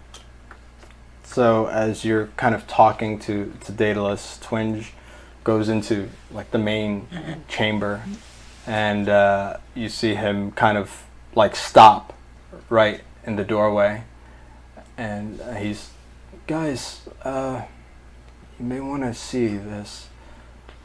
You And he kind of okay? looks at you, and you see just the color just completely, he's white as a sheet as he kind of looks over to you guys. So Yeah. I draw both my pistols, just keep them at the ready as I make my way into the room. Remember, you have like a cracked shoulder, like but you're able to, but you're not able to kind of get it Can't as lift high it. as you'd like. They don't know that. Yeah. All right, so you go in, and indeed you see these. Everybody make a perception roll, please. Except for me. 12. Not even want to mention mine. 10. 10. Kohl, you notice there are these small runes made of stone, almost about the size of a coaster, about this size, and they are laid out kind of almost in a pattern, and they seem to be pulsing with a sort of magic or arcane energy. You don't really understand it, but as you kind of cross that threshold, all the magic items that you are attuned to, you instantly notice that you've lost connection to those items. This isn't right. What? You alright there, Cole? These runes, they're having an effect on magic. What runes? So I point out the So you see- ones. once he points them out, you see these glowing bits of stone, kind of in a pattern. So they're like etched into the floor? They're not etched into the floor, but they're just kind of placed strategically in certain spots. Do you feel it as well? It's Yeah. Do you cross the threshold? Yeah, I'm gonna cross the threshold and try to pick up a rune. Okay. So as you do, you again, just like Kohl, you lose whatever attunement that you have to your weapons, or what magic items that you have. Yeah. Oh, I feel weird. Like I lost connection to everything. yes, that's it. Strange. And I go to pick up a rune and pick up the rune. Okay. So he's. I can imagine like Barag plugging in the router, unplugging it. Like, just let it sit for 30 seconds. We'll get it back. got this. Yeah. So you pick it up, and looks magic in nature. Fancy. You don't have arcana as a. I actually think no, I don't. No, I don't. Okay. Yeah. You don't know what it as far as the stonework, it's very interesting to you. You probably like to study it, but you don't actually know what this is. Yeah. So I go through the whole room, start picking up every single rune. Okay. I take them all. Make a perception roll. I want all the runes. Give me all the runes. Give me them all. I will use these in the future. 15.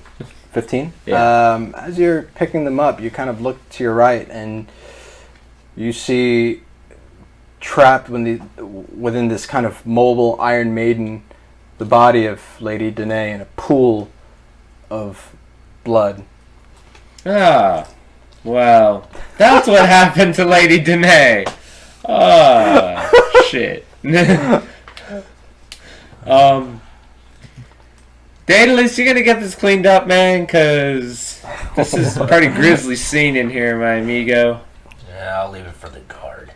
Am I aware? Is Cole aware of any relationship that Daedalus may or may not have with? Everybody's aware. I remember there was like Daedalus's some encounters, but she made no right. secret about it. Like the couple of times, the few times that she's been to the Clamhammer, she's made no secret of her affection towards Daedalus Hartwell. So and it's like an Iron Maiden type contraption. Okay. So I just approach it and just kind of fiddle with it. I use my mechanical inclination to just kind of inspect it and with your tinker's tools, you actually have advantage to okay. pop it open. That's exactly what I was gonna say. Was I'll just use any tools at my disposal. Maybe any tools in my tinker's tool set or my sword even, and try to. You can definitely do it with your tinker's tools. Okay, advantage. Mm-hmm. Okay. It's going to be an intelligence check of 16. Okay.